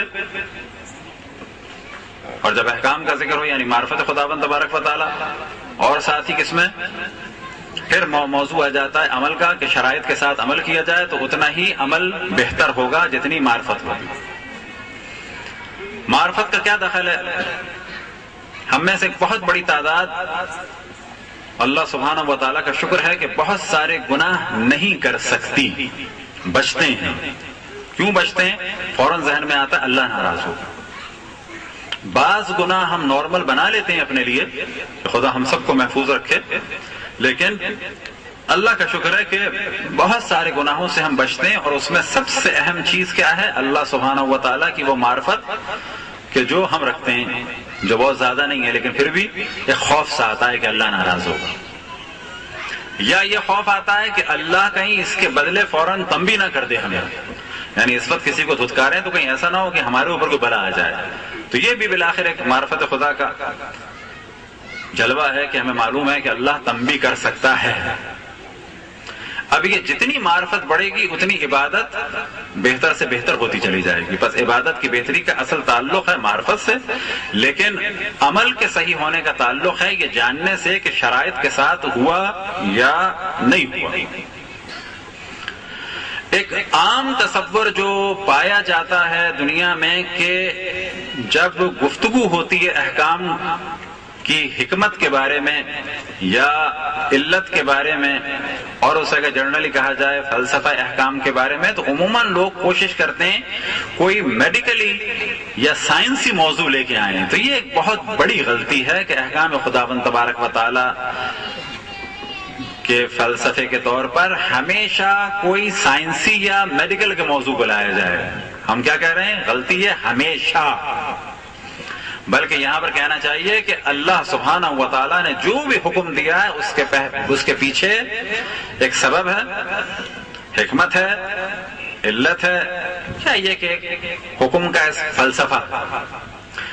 اب یہ فلسفہ یا حکمت یا سبب یا علت طبی بھی ہو سکتی ہے، معاشرتی بھی ہو سکتی ہے، سیاسی بھی ہو سکتی ہے، اقتصادی بھی ہو سکتی ہے. ہمیشہ سائنسی موضوع نہیں ہوتا اس میں. شراب میں سائنسی موضوع کو ڈسکس کیا جا سکتا ہے اور ساتھ میں معاشرتی موضوع بھی ڈسکس کیا جا سکتا ہے. جوئے میں معاشرتی اور اقتصادی موضوع ڈسکس کیا جا سکتا ہے. جوئے کے لیے میڈیکل کا کوئی موضوع ڈسکس نہیں کیا جا سکتا کہ جس نے جوئے کے پتے ایسے ایسے کیے تو اس کے ہاتھ میں یوں ہو جاتا ہے، وینز بند ہو جاتی ہیں کہ یہ ایسی کہ اب آپ کوئی علتیں نکالنے بیٹھے تو کہا جائے گا مذاق بنا رہا ہے، یہ مذاق بنا رہا ہے بالکل. تو بعض احکام ایسے ہیں کہ ان کے پیچھے جو فلسفہ ہے وہ کیا ہے؟ سائنسی ہے. مثال کے طور پہ شراب میں کہا جا سکتا ہے، سور کے گوشت میں کہا جا سکتا ہے، بعض کھانے پینے کی چیزوں کے بارے میں کہا جا سکتا ہے، بعض کھانے پینے کی چیزوں کے بارے میں یہ کہا جا سکتا ہے کہ شاید طبی مسئلہ ہے. اب آپ کہیں گے نہیں بعض کیوں کہا؟ تو بعض ہم نے کہا جان بوجھ کے کہا. ممکن ہے کہ بعض جانوروں کے کھانے سے انوائرمنٹ کو نقصان ہوتا ہو، اور ہم یہ دیکھتے ہیں جو جانور اللہ سبحانہ و تعالیٰ نے حلال قرار دیے ہیں ان کی نسل ختم نہیں ہو رہی جبکہ وہ کثرت سے کھائے جا رہے ہیں. اگر ہم شیر کھاتے تو یہ 1000 سال پہلے ختم ہو چکے ہوتے. بس معلوم ہوا کہ اب یہاں پہ حرام ہی اپنی جگہ ہیں. کوئی اتنا ماڈرن نہ بننے کی کوشش کرے ہماری گفتگو کے بعد کہ نہیں بس نقصان نہیں ہے تو کھا لیں. حرام ہے کھانا، روحانی نقصان ہوگا ختم. ممکن ہے کھا کے کوئی اسکن ڈیزیز نہ ہو، ممکن ہے کھا کے کوئی بیماری نہ ہو جیسے لوگ کھاتے ہیں دنیا بھر میں، چائنا میں، کوریا میں کھاتے ہیں. ممکن ہے کہ اللہ کا حکم یہی ہو حرام اس وجہ سے کیا ہو کہ یہ نسل ختم نہ ہو، یا اس کی نسل ختم ہونے سے انوائرمنٹ کو نقصان ہوگا. بعض پرندے بعض درختوں اور جنگلوں کے آباد ہونے کا سبب ہیں. جب تک بعض درختوں کا پھل یا اس کا دانہ پرندوں کے جسم سے گزر کر اس کی بیٹ میں باہر نہ نکلے اس وقت تک وہ دانہ درخت بننے کی صلاحیت پیدا نہیں کرتا. اگر ان سارے پرندوں کو مار دیا جائے تو 10-20 سال میں وہ درخت ختم ہو جائیں گے. بس ایک وجہ یہ ہو سکتی ہے کہ اس کے پیچھے طبی مسائل ہیں. ہماری آپ کی ذمہ داری کیا ہے کہ پہلے مرحلے میں معرفت خداوند تبارک و تعالیٰ کے بعد، اصول دین کے بعد، معرفت رسول اللہ صلی اللہ علیہ وسلم کے بعد، معرفت ائمہ علیہ السلام کے بعد اور آخرت کے بارے میں ڈسکشن کرنے کے بعد پھر احکام کو بتانے کے بعد کہا جائے بس یہ جان لو کہ یہ حرام ہے، قصہ ختم. بندر حرام ہے، چاہے اس سے انوائرمنٹ کا مسئلہ ہو چاہے اسکن ڈیزیز کا مسئلہ ہو، بندر حرام ہے. یہ استدلال کرنا کہ کوریا میں لوگ کھا رہے ہیں کہ چائنا میں لوگ کھا رہے ہیں انہیں کچھ نہیں ہو رہا، کہا جائے گا نا اس وقت تمہارا کام ہے یہ حکم تعبدی ہے، یعنی یہ حکم بیان ہوا ہے، اس کے پیچھے کیا وجہ ہے یہ بالکل واضح بیان نہیں ہوئی، یہ حرام ہے، قصہ ختم. چاہے نقصان ہو چاہے نقصان نہ ہو. شراب حرام ہے، چاہے وہ والی شراب ہو کہ جو بیچارے بعض غریب لوگ ہیں، چاہے وہ والی شراب ہو کہ جو $2,000 کی ہے، حرام ہے. کم ہو یا زیادہ ہو، نشہ آئے یا نشہ نہ آئے، بدبو زیادہ ہو یا بدبو نہ ہو، حرام ہے، قصہ ختم. جس چیز کو بھی شراب کہا جا رہا ہے حرام ہے. ہمیں جو تیار کرنا ہے وہ اس اعتبار سے کرنا ہے. اب یہ گفتگو ہوتی ہے کہ یہ اس کے پیچھے راز کیا ہے، تو راز میں ہمیشہ لوگ چلے جاتے ہیں میڈیکل اور سائنس کی جانب کہ بعض احکام کے پیچھے طبی یا سائنسی موضوعات ہیں، بعض احکام کے پیچھے یہ والے موضوعات ہیں. اب یہاں پر ایک وجہ تو ہو سکتی ہے ان چیزوں کے حرام ہونے کی، وہ طبی ہے، یعنی میڈیکلی کچھ پرابلمز ہو سکتے ہیں. بعض چیزوں کے حرام ہونے کی وجہ یہ کہ فزیکلی وہ نقصان دہ نہیں ہے، اگلی نسل میں کہ جینیٹکس میں اگر اس کو پڑھا جائے تو وہ نقصان دہ ہو سکتی ہے. اور اسی طریقے سے بعض چیزیں سوچ پہ اثر رکھتی ہیں اور روحانیت پہ. بس ایک موضوع کہ جس کی وجہ سے چیزیں حرام ہیں وہ کیا ہے کہ ایسی وہ چیز کہ جس سے روحانیت کو نقصان ہو، جیسے کہ روایتوں میں نقل ہوا کہ سور کے گوشت سے بے حیائی آتی ہے۔ کل تک یہ والے موضوع لوگوں کے لیے قابل قبول نہیں تھے کہ کھانوں کا غذا کا کوئی اثر ہو سکتا ہے کہ نہیں ہو سکتا۔ کل تک تصور کیا جاتا تھا کہ کھانے کا تعلق فقط فزیکل ہے، باڈی سے تعلق ہے، لیکن آج یہ بات واضح ہو رہی ہے۔ لہذا ہمارے روایات میں بعض کھانے کی چیزوں کے بارے میں جو روایتیں نقل ہوئی، جیسے سور کے گوشت کے بارے میں کہ بے غیرتی آتی ہے، بے حیائی آتی ہے، تو یہ اب تدریجاً کلیئر ہوگی چیز۔ اسی طریقے سے بس ایک موضوع ہو گیا کہ یا فزیکلی نقصان ہے یا روحانی اعتبار سے نقصان ہے۔ بس سور کے گوشت کے بارے میں لیبارٹری میں ٹیسٹ کیا جا سکتا ہے، کر کے دیکھ لیں۔ بعض کیڑے مکوڑوں کے بارے میں لیبارٹری میں ٹیسٹ کیا جا سکتا ہے، کر کے دیکھ لیں۔ اب سوال یہ پیدا ہوتا ہے کہ ایک سیب، یہ اگر کسی کی چلیں بند ہو گیا، ایک سیب اس کے 2 پیس کر کے آدھا آپ مجھے دیں اور آدھا ان کو دیں۔ اب یہ آپ نے تحفے کے طور پہ یا یہ کہ فرض کریں قیمت کے ذریعے سے، کسی بھی ذریعے سے اسلامی طریقے سے یہ چیز منتقل ہو گئی بالآخر۔ اب اس کا مالک کون ہے آدھے سیب کا؟ میں، آدھے سیب کے مالک ہیں یہ۔ اب جب کہا جائے کہ ان کا جو آدھا سیب ہے وہ میرے لیے کھانا حرام ہے، تو فوراً اس کو آپ لیبارٹری میں لے جا کے چیک کریں کہ کیا کیمیکل ری ایکشن ہوا اس سیب میں کہ یہ کھانا حلال تھا اور وہ سیب وہ حرام ہو گیا۔ اب آپ جا کے کیا اس کو لیبارٹری میں ٹیسٹ کریں گے کہ ان کے والے سیب میں کیا چینج آیا؟ کہا جائے گا نا ان کے سیب میں بھی وہی غذائیت ہے جو ہمارے سیب میں غذائیت ہے، ایک ہی سیب کے یہ 2 حصے ہیں۔ اس سیب کو جو حرام قرار دیا گیا ہے، جو ان کی ملکیت تھا، اس کے پیچھے طبی موضوع نہیں ہے، اس کے پیچھے معاشرتی اور اقتصادی موضوع ہے۔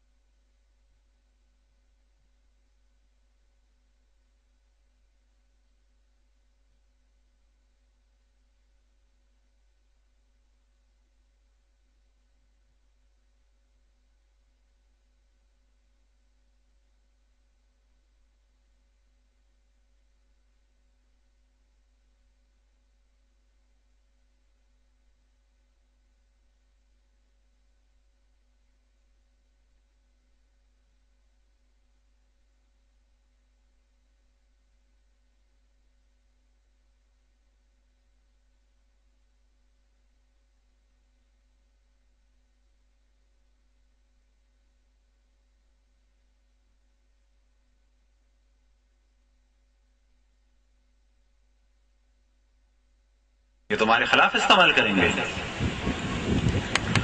تو جتنے بھی موضوعات ہیں کہ جب جسے کہا جاتا ہے واجب یا حرام تو اس کے پیچھے وجوہات ہیں. بعض کی وجوہات بیان ہوئی ہیں اور بعض بیان ہوئی ہیں، 100% بیان نہیں ہوئی ہیں،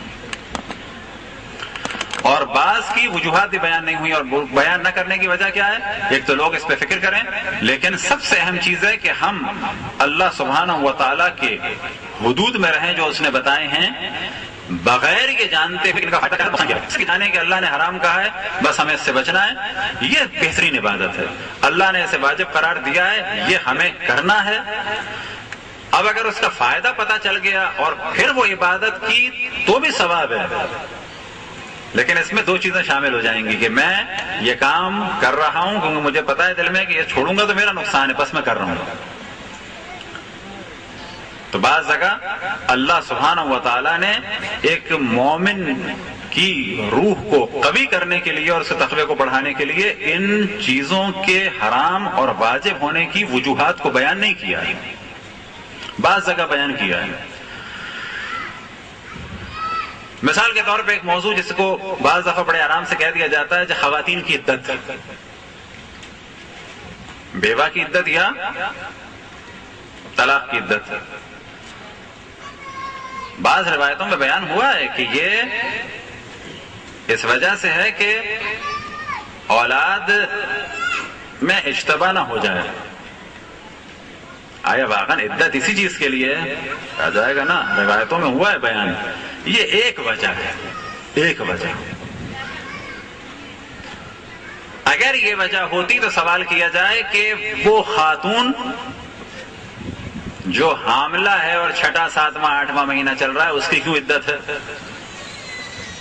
8 مہینے کی حاملہ خاتون کی عدت کیوں ہے؟ پھر اس کے جسم میں کوئی بچہ تھوڑی ٹھہر سکتا ہے. بس اس کا مطلب ہے کہ اگر آپ یہ والی وجہ 100% اس حکم الہی کے پیچھے رکھ لیں تو کہا جائے گا پھر وہ خاتون کے جس کے بچے ہو ہی نہیں سکتے اس کی کیوں عدت ہے یا ایسا کی. اور وہ خاتون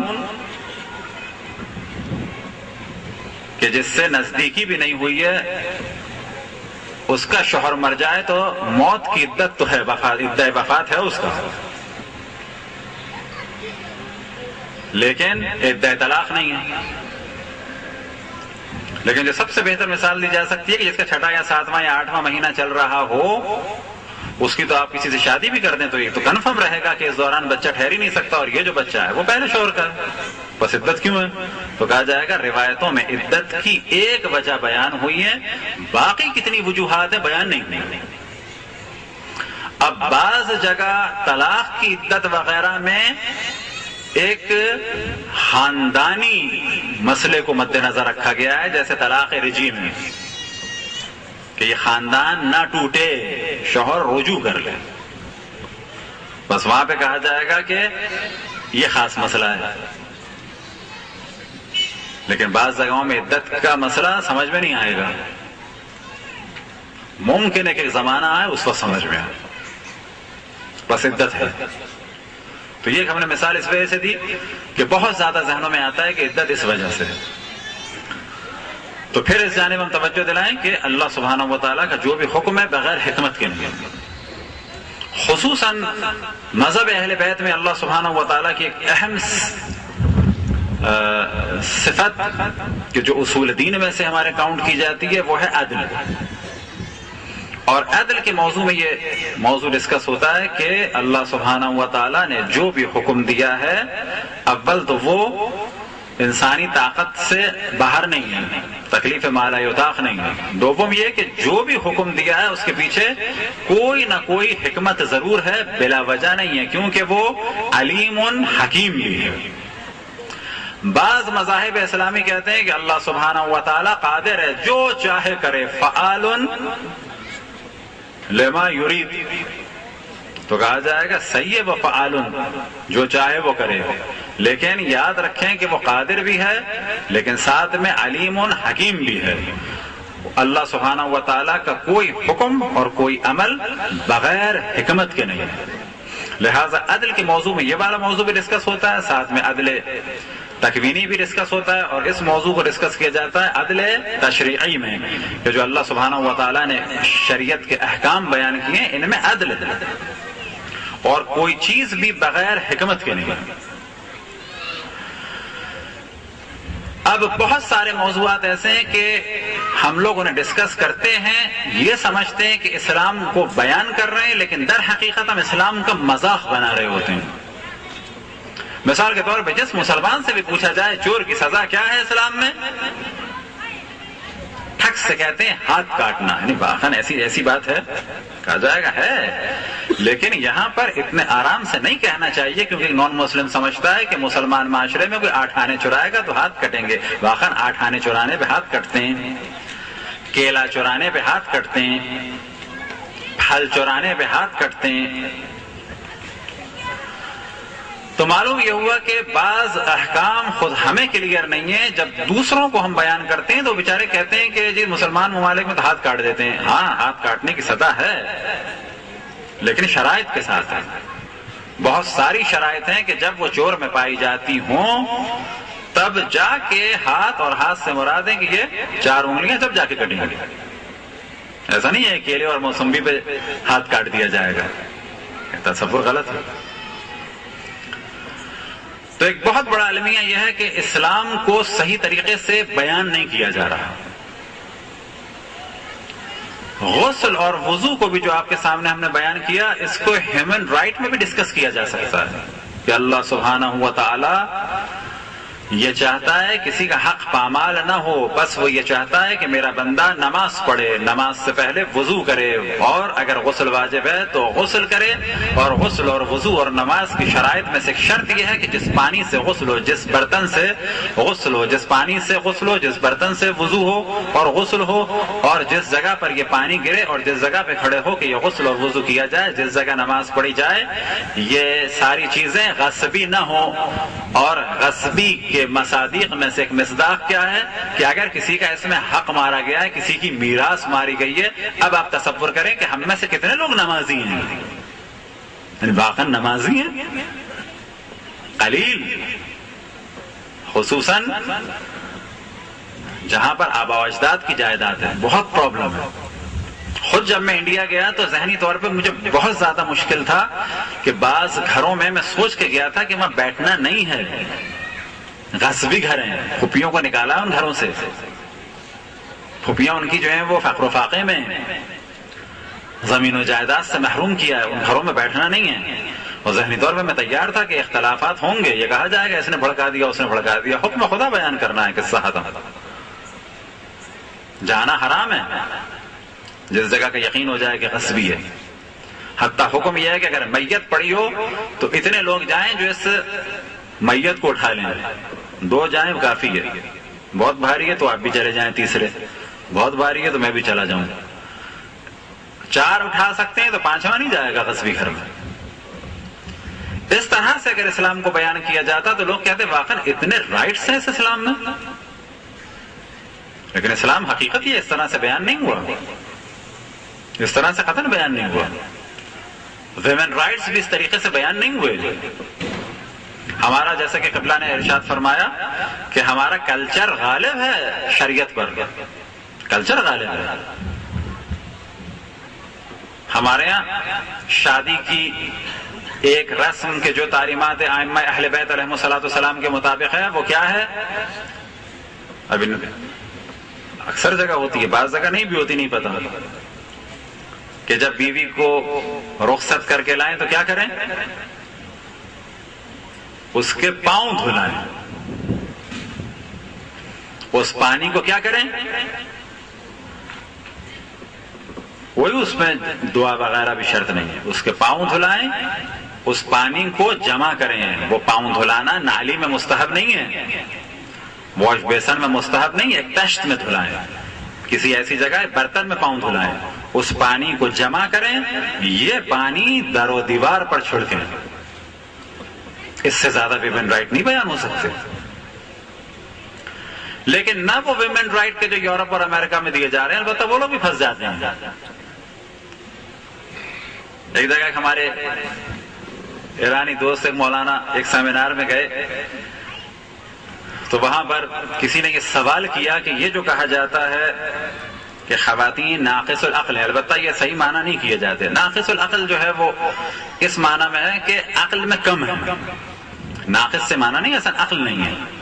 اور پھر یہ بھی یاد رکھیں جب کہا جاتا ہے خواتین تو اس سے مراد یہ نہیں ہے کہ ہر خاتون ناقص العقل ہیں، ہر احمق مرد سے حتی، یہ قطعاً ایسے معنی نہیں ہے، بلکہ یہاں پر مراد ہے جنس خاتون،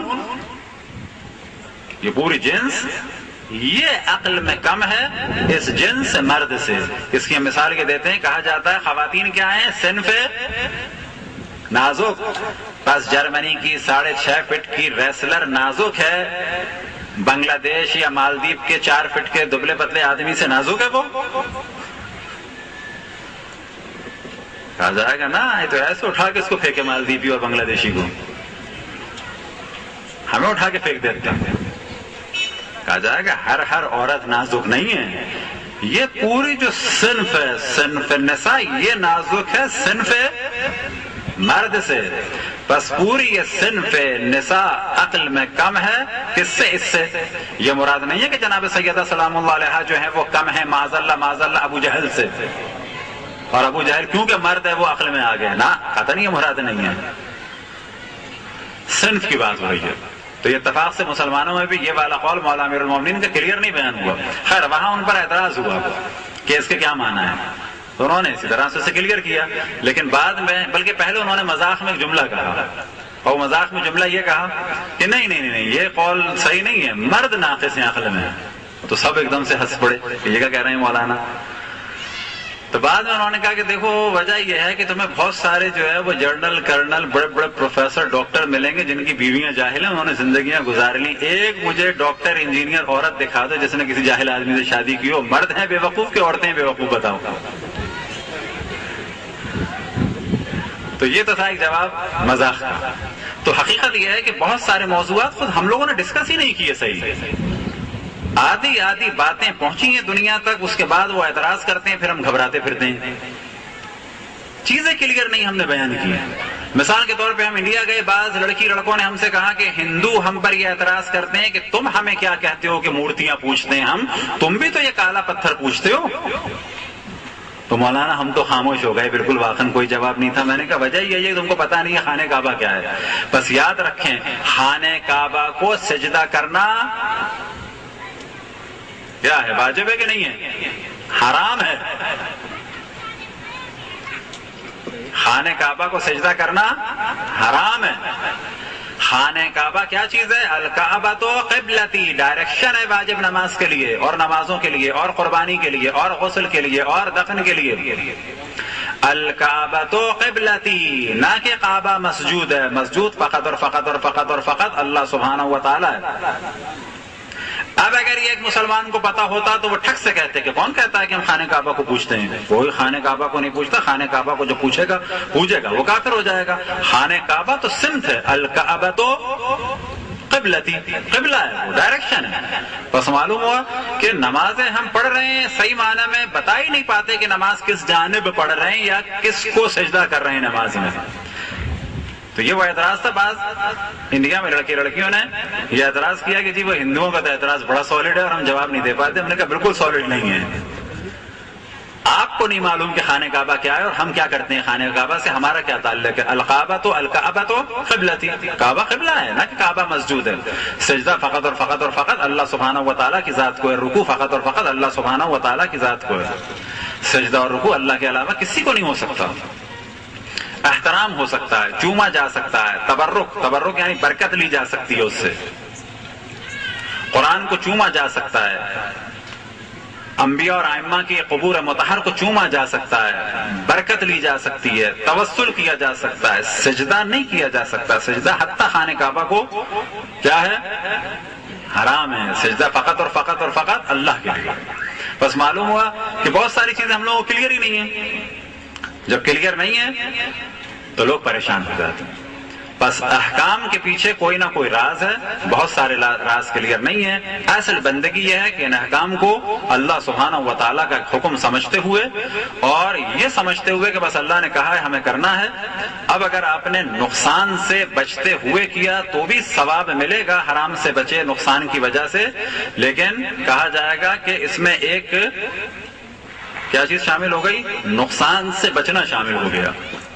لیکن ایک وہ آدمی جو یہ سوچ رہا ہو کہ یہ حرام ہے تو فائدے کا، لیکن میں بچ رہا ہوں اللہ سے، اللہ کے حکم کے لیے، کہا جائے گا اس کا درجہ زیادہ ہے کہ یہ اس کو فائدے مند سمجھ رہا تھا اپنی ناقص عقل میں، لیکن پھر بھی یہ بچا۔ ہم بھی بچے لیکن یہ سوچ کے بچے کیونکہ نقصان دہ۔ تو یہ تو تھی گفتگو جو ہمارا اصل موضوع تھا۔ اب ایک جانب اور توجہ دلائیں اور بعد میں جو ہے وہ سوال جواب کی گنجائش رہے گی، اور وہ موضوع ہے شب قدر کے بارے میں۔ اور اس موضوع کو ہم اللہ کا شکر ہے کہ شب قدر میں عموماً خود ہم عموماً کسی ایک جگہ بیٹھ کے اعمال نہیں کر پاتے، اور اس موضوع کو جہاں جہاں ممکن ہوتا ہے ڈسکس کرتے ہیں تاکہ شب قدر کی معرفت ہو۔ تو یہ موضوع آپ کی خدمت میں ڈسکس کیا جا رہا ہے، ماشاءاللہ یہاں مومنین بھی ہیں، مومنات بھی ہیں، لیکن اس شرط کے ساتھ کہ اگر شب قدر تک ہم زندہ رہے یا نہ رہے تو انشاءاللہ ہمیں دعاؤں میں یاد رکھیں، کیونکہ ہمیں نہیں معلوم اور ہم میں سے کسی کو نہیں معلوم کہ یہ آنے والی شب قدر ہمیں ملے گی اور اس میں اللہ سبحانہ و تعالیٰ کی ہم عبادت کر سکیں گے یا نہیں کر سکیں گے، یہ ہماری آخری شب قدر ہوگی یا وہ ہماری آخری شب قدر تھی، ممکن ہے وہ تھی، اس کا تو ابھی تصور ہی مشکل ہے، لیکن دعا کر سکتے ہیں کہ جس طرح اللہ نے توفیق دی کہ ماہ رمضان میں اللہ سبحانہ و تعالیٰ کی بندگی کریں، اس طرح سے اللہ سبحانہ و تعالیٰ توفیق عطا فرمائے کہ شب قدر کی بھی توفیق دے۔ بس شب قدر کے بارے میں کانسیپٹ کلیئر نہیں ہے، وہ کانسیپٹ کہ جو اہل بیت علیہ الصلوۃ والسلام کا دیا ہوا ہے اور جو قرآن نے دیا ہے وہ نہیں ہے کلیئر۔ عام طور پہ جب سورہ قدر کی تلاوت کی جاتی ہے تو فقط اس کی شروع کی آیات کو مد نظر رکھا جاتا ہے۔ ابھی بھی اگر سوال کیا جائے کہ شب قدر کیا ہے تو جواب ملے گا شب قدر میں قرآن نازل ہوا تھا۔ بس اب جو شب قدر آنے والی ہے اس میں کچھ ہو تو نہیں رہا، یہی نتیجہ نکلا، ہوا تھا، کیا ہوا تھا؟ قرآن نازل ہوا تھا۔ بس اس کا مطلب ہے یہ قرآن کے نزول کی سالگرہ ہو گئی، بس یہی ہے، یہ نتیجہ ہے۔ صحیح نظریات قرآن کے اور اہل بیت کے پبلک میں شب قدر کے بارے میں نہیں پہنچے۔ پہلا موضوع، بسم اللہ الرحمن الرحیم، انا انزلناہ فی لیلۃ القدر۔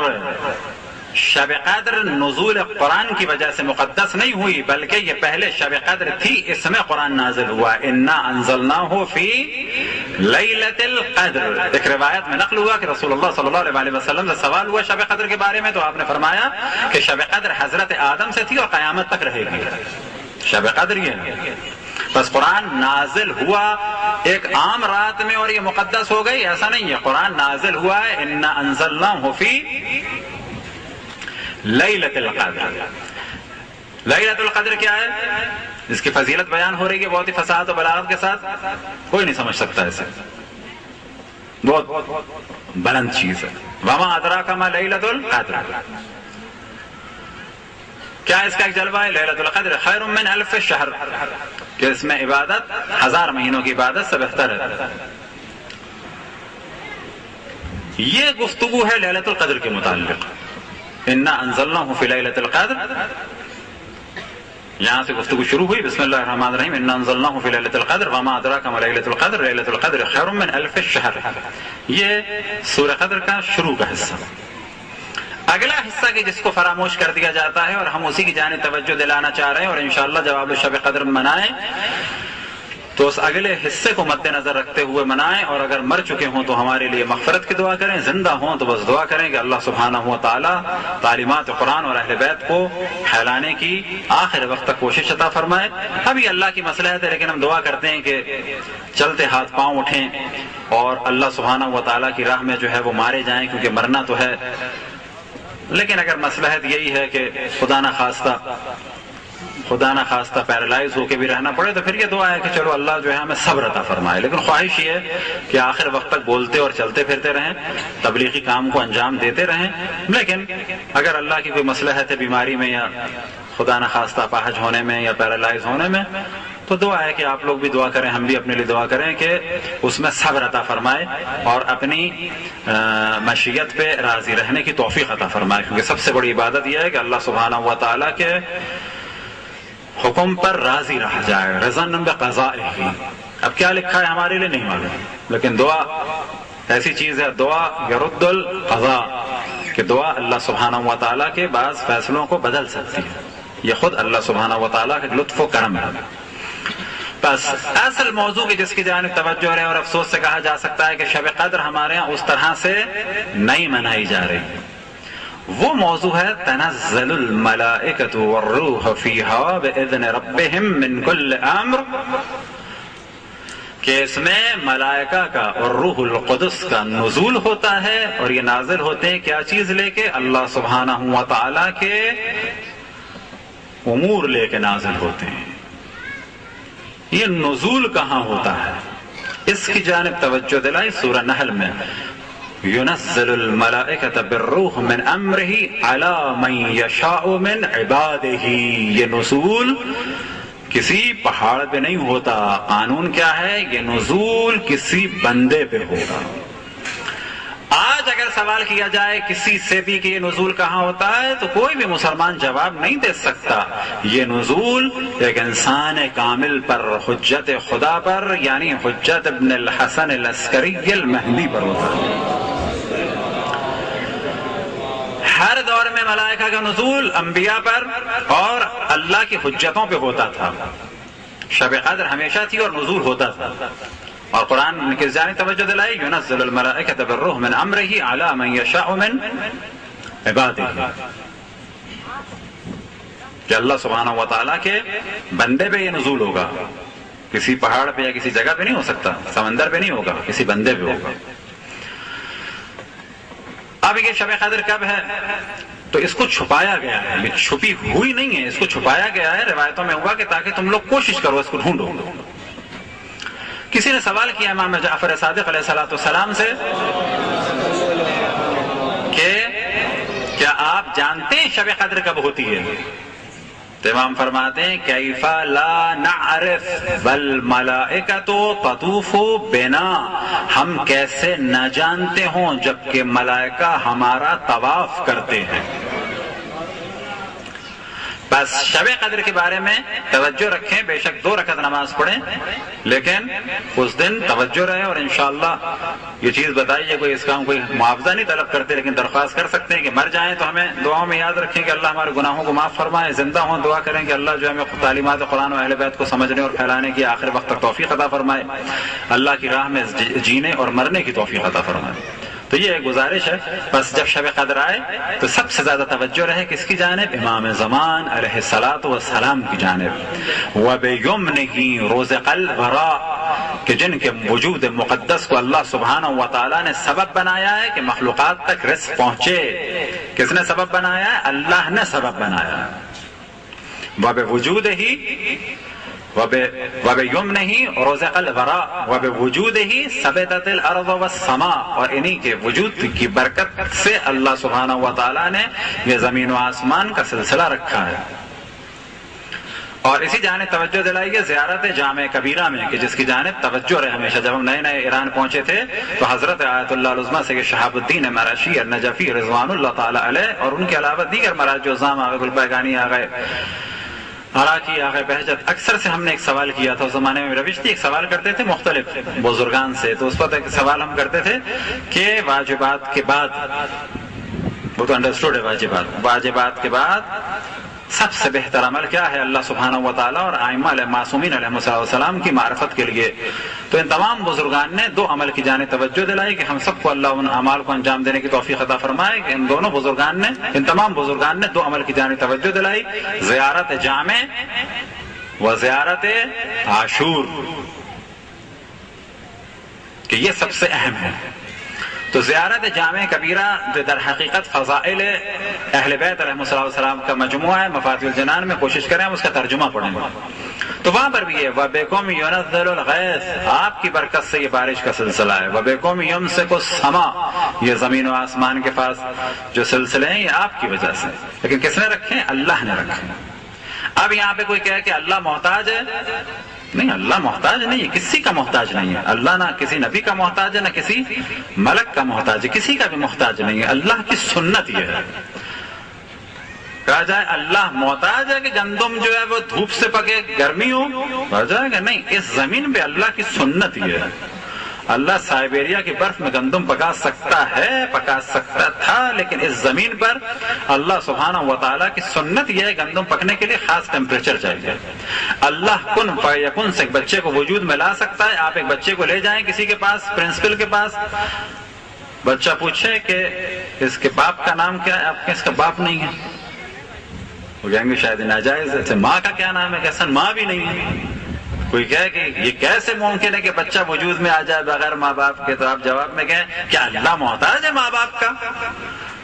تو یہاں پہ جواب دے گا اگر وہ پڑھا لکھا ہوگا کہ بھائی اللہ محتاج نہیں ہے، قادر ہے، لیکن اللہ کی روش یہی ہے، سنت یہی ہے کہ بغیر ماں باپ کے بچے کو پیدا نہیں کرتا۔ ایک حضرت آدم اور حضرت حوا کو پیدا کیا، حضرت عیسیٰ کو بغیر باپ کے پیدا کیا، وہ کلمۃ اللہ تھے، وہ معجزہ تھے، لیکن ان کو جو ہے اس پر جتنے بھی ہیں ماں باپ سے محتاج نہیں ہیں۔ بس یاد رکھیں کہ آکسیجن سے ہم زندہ رہتے ہیں، آکسیجن کے ہم اللہ آکسیجن کا محتاج نہیں ہے۔ وَجَعَلْنَا مِنَ الْمَاءِ كُلِّ شَيْءٍ حَيٍّ، کہ اللہ سبحانہ و تعالیٰ نے ہر چیز کے لیے کیا فرمایا کہ ہم نے ہر چیز کو زندہ رکھا، کس سے؟ پانی سے۔ تو کیا اللہ پانی کا محتاج ہے؟ محتاج نہیں ہے۔ اس زمین میں کیا بنایا اللہ نے قانون کہ اس کے ذریعے سے زندہ رہنا ہے، اس سے ختم۔ بس پوری کائنات کی بقا کے لیے کیا سبب بنایا ہے؟ حجت خدا، وَبِيُمْنِهِ رُزِقَ الْوَرَاء وَبِوُجُودِهِ ثَبَتَتِ الْأَرْضُ وَالسَّمَاءُ، یعنی انسان کامل۔ بعض دفعہ کہا جاتا ہے کہ یہ تو ایک بدعت شرک ہے، نا، کوئی بدعت شرک نہیں ہے۔ عیناً یہی نظریہ ہمارے برادران اہل سنت میں بھی پایا جاتا ہے۔ کس کے نام سے؟ اوتاد کے نام سے، قطب کے نام سے۔ ہمارے یہاں لفظ قطب اور اوتاد کا استعمال نہیں ہوتا، بلکہ ہم قائل ہیں کہ انبیاء اور ان کے بعد ائمہ اثنا عشر کے، جن کے بارے میں تمام مسلمانوں کا اجماع ہے کہ رسول اللہ صلی اللہ علیہ وسلم نے ارشاد فرمایا میرے 12 خلفاء ہیں، 12 امیر ہیں اس قوم کے، وہ بعد رسول اللہ صلی اللہ علیہ وسلم کیا ہیں؟ حجت خدا ہیں۔ اس موضوع میں اشتراک ہے شیعہ سنی میں، حتیٰ کہ اس موضوع میں آپ کتاب دیکھنا چاہیں، ڈاکٹر طاہر القادری کی کتاب ہے قول المعتبر فی امام المنتظر، تو انہوں نے اس بات کو بالکل واضح بیان کیا ہے کہ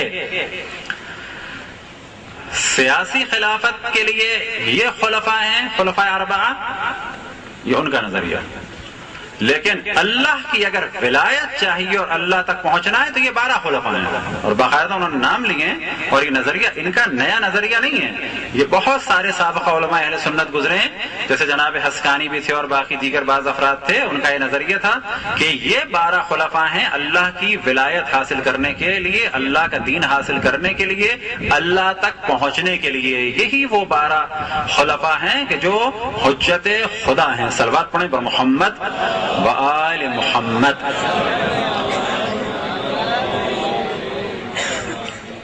ایک موضوع کی جانب توجہ دلائیں کیونکہ اس موضوع سے ریلیٹڈ نہیں ہے، لیکن اس کو کلیئر بیان کریں کہ بہت زیادہ سوال ہوتا ہے اس وقت جو سسٹمز چل رہے ہیں حکومتی، تو بعض جگہ جمہوریت ہے اور ساتھ میں حکومت کس کی ہے؟ بادشاہ کی، جس میں مشہور ترین مثال جو ہے کس کی ہے؟ گریٹ برٹن کی ہے، انگلینڈ کی ہے، کوئی نہیں وہاں پر، تو ہاں جاپان کی ہے اور دیگر ممالک ہیں۔ تو ان سے سوال کیا جائے کیا یہ ڈکٹیٹرشپ ہے؟ نہیں، کہتے ہیں یہ سرپرستی ہے۔ کیا ہے یہ؟ سرپرستی ہے۔ انہیں ہم نے اپنا سرپرست بنایا ہے تاکہ یہ بیلنس کریں، دیکھیں، بھالیں، یہ سب کے اوپر ہے۔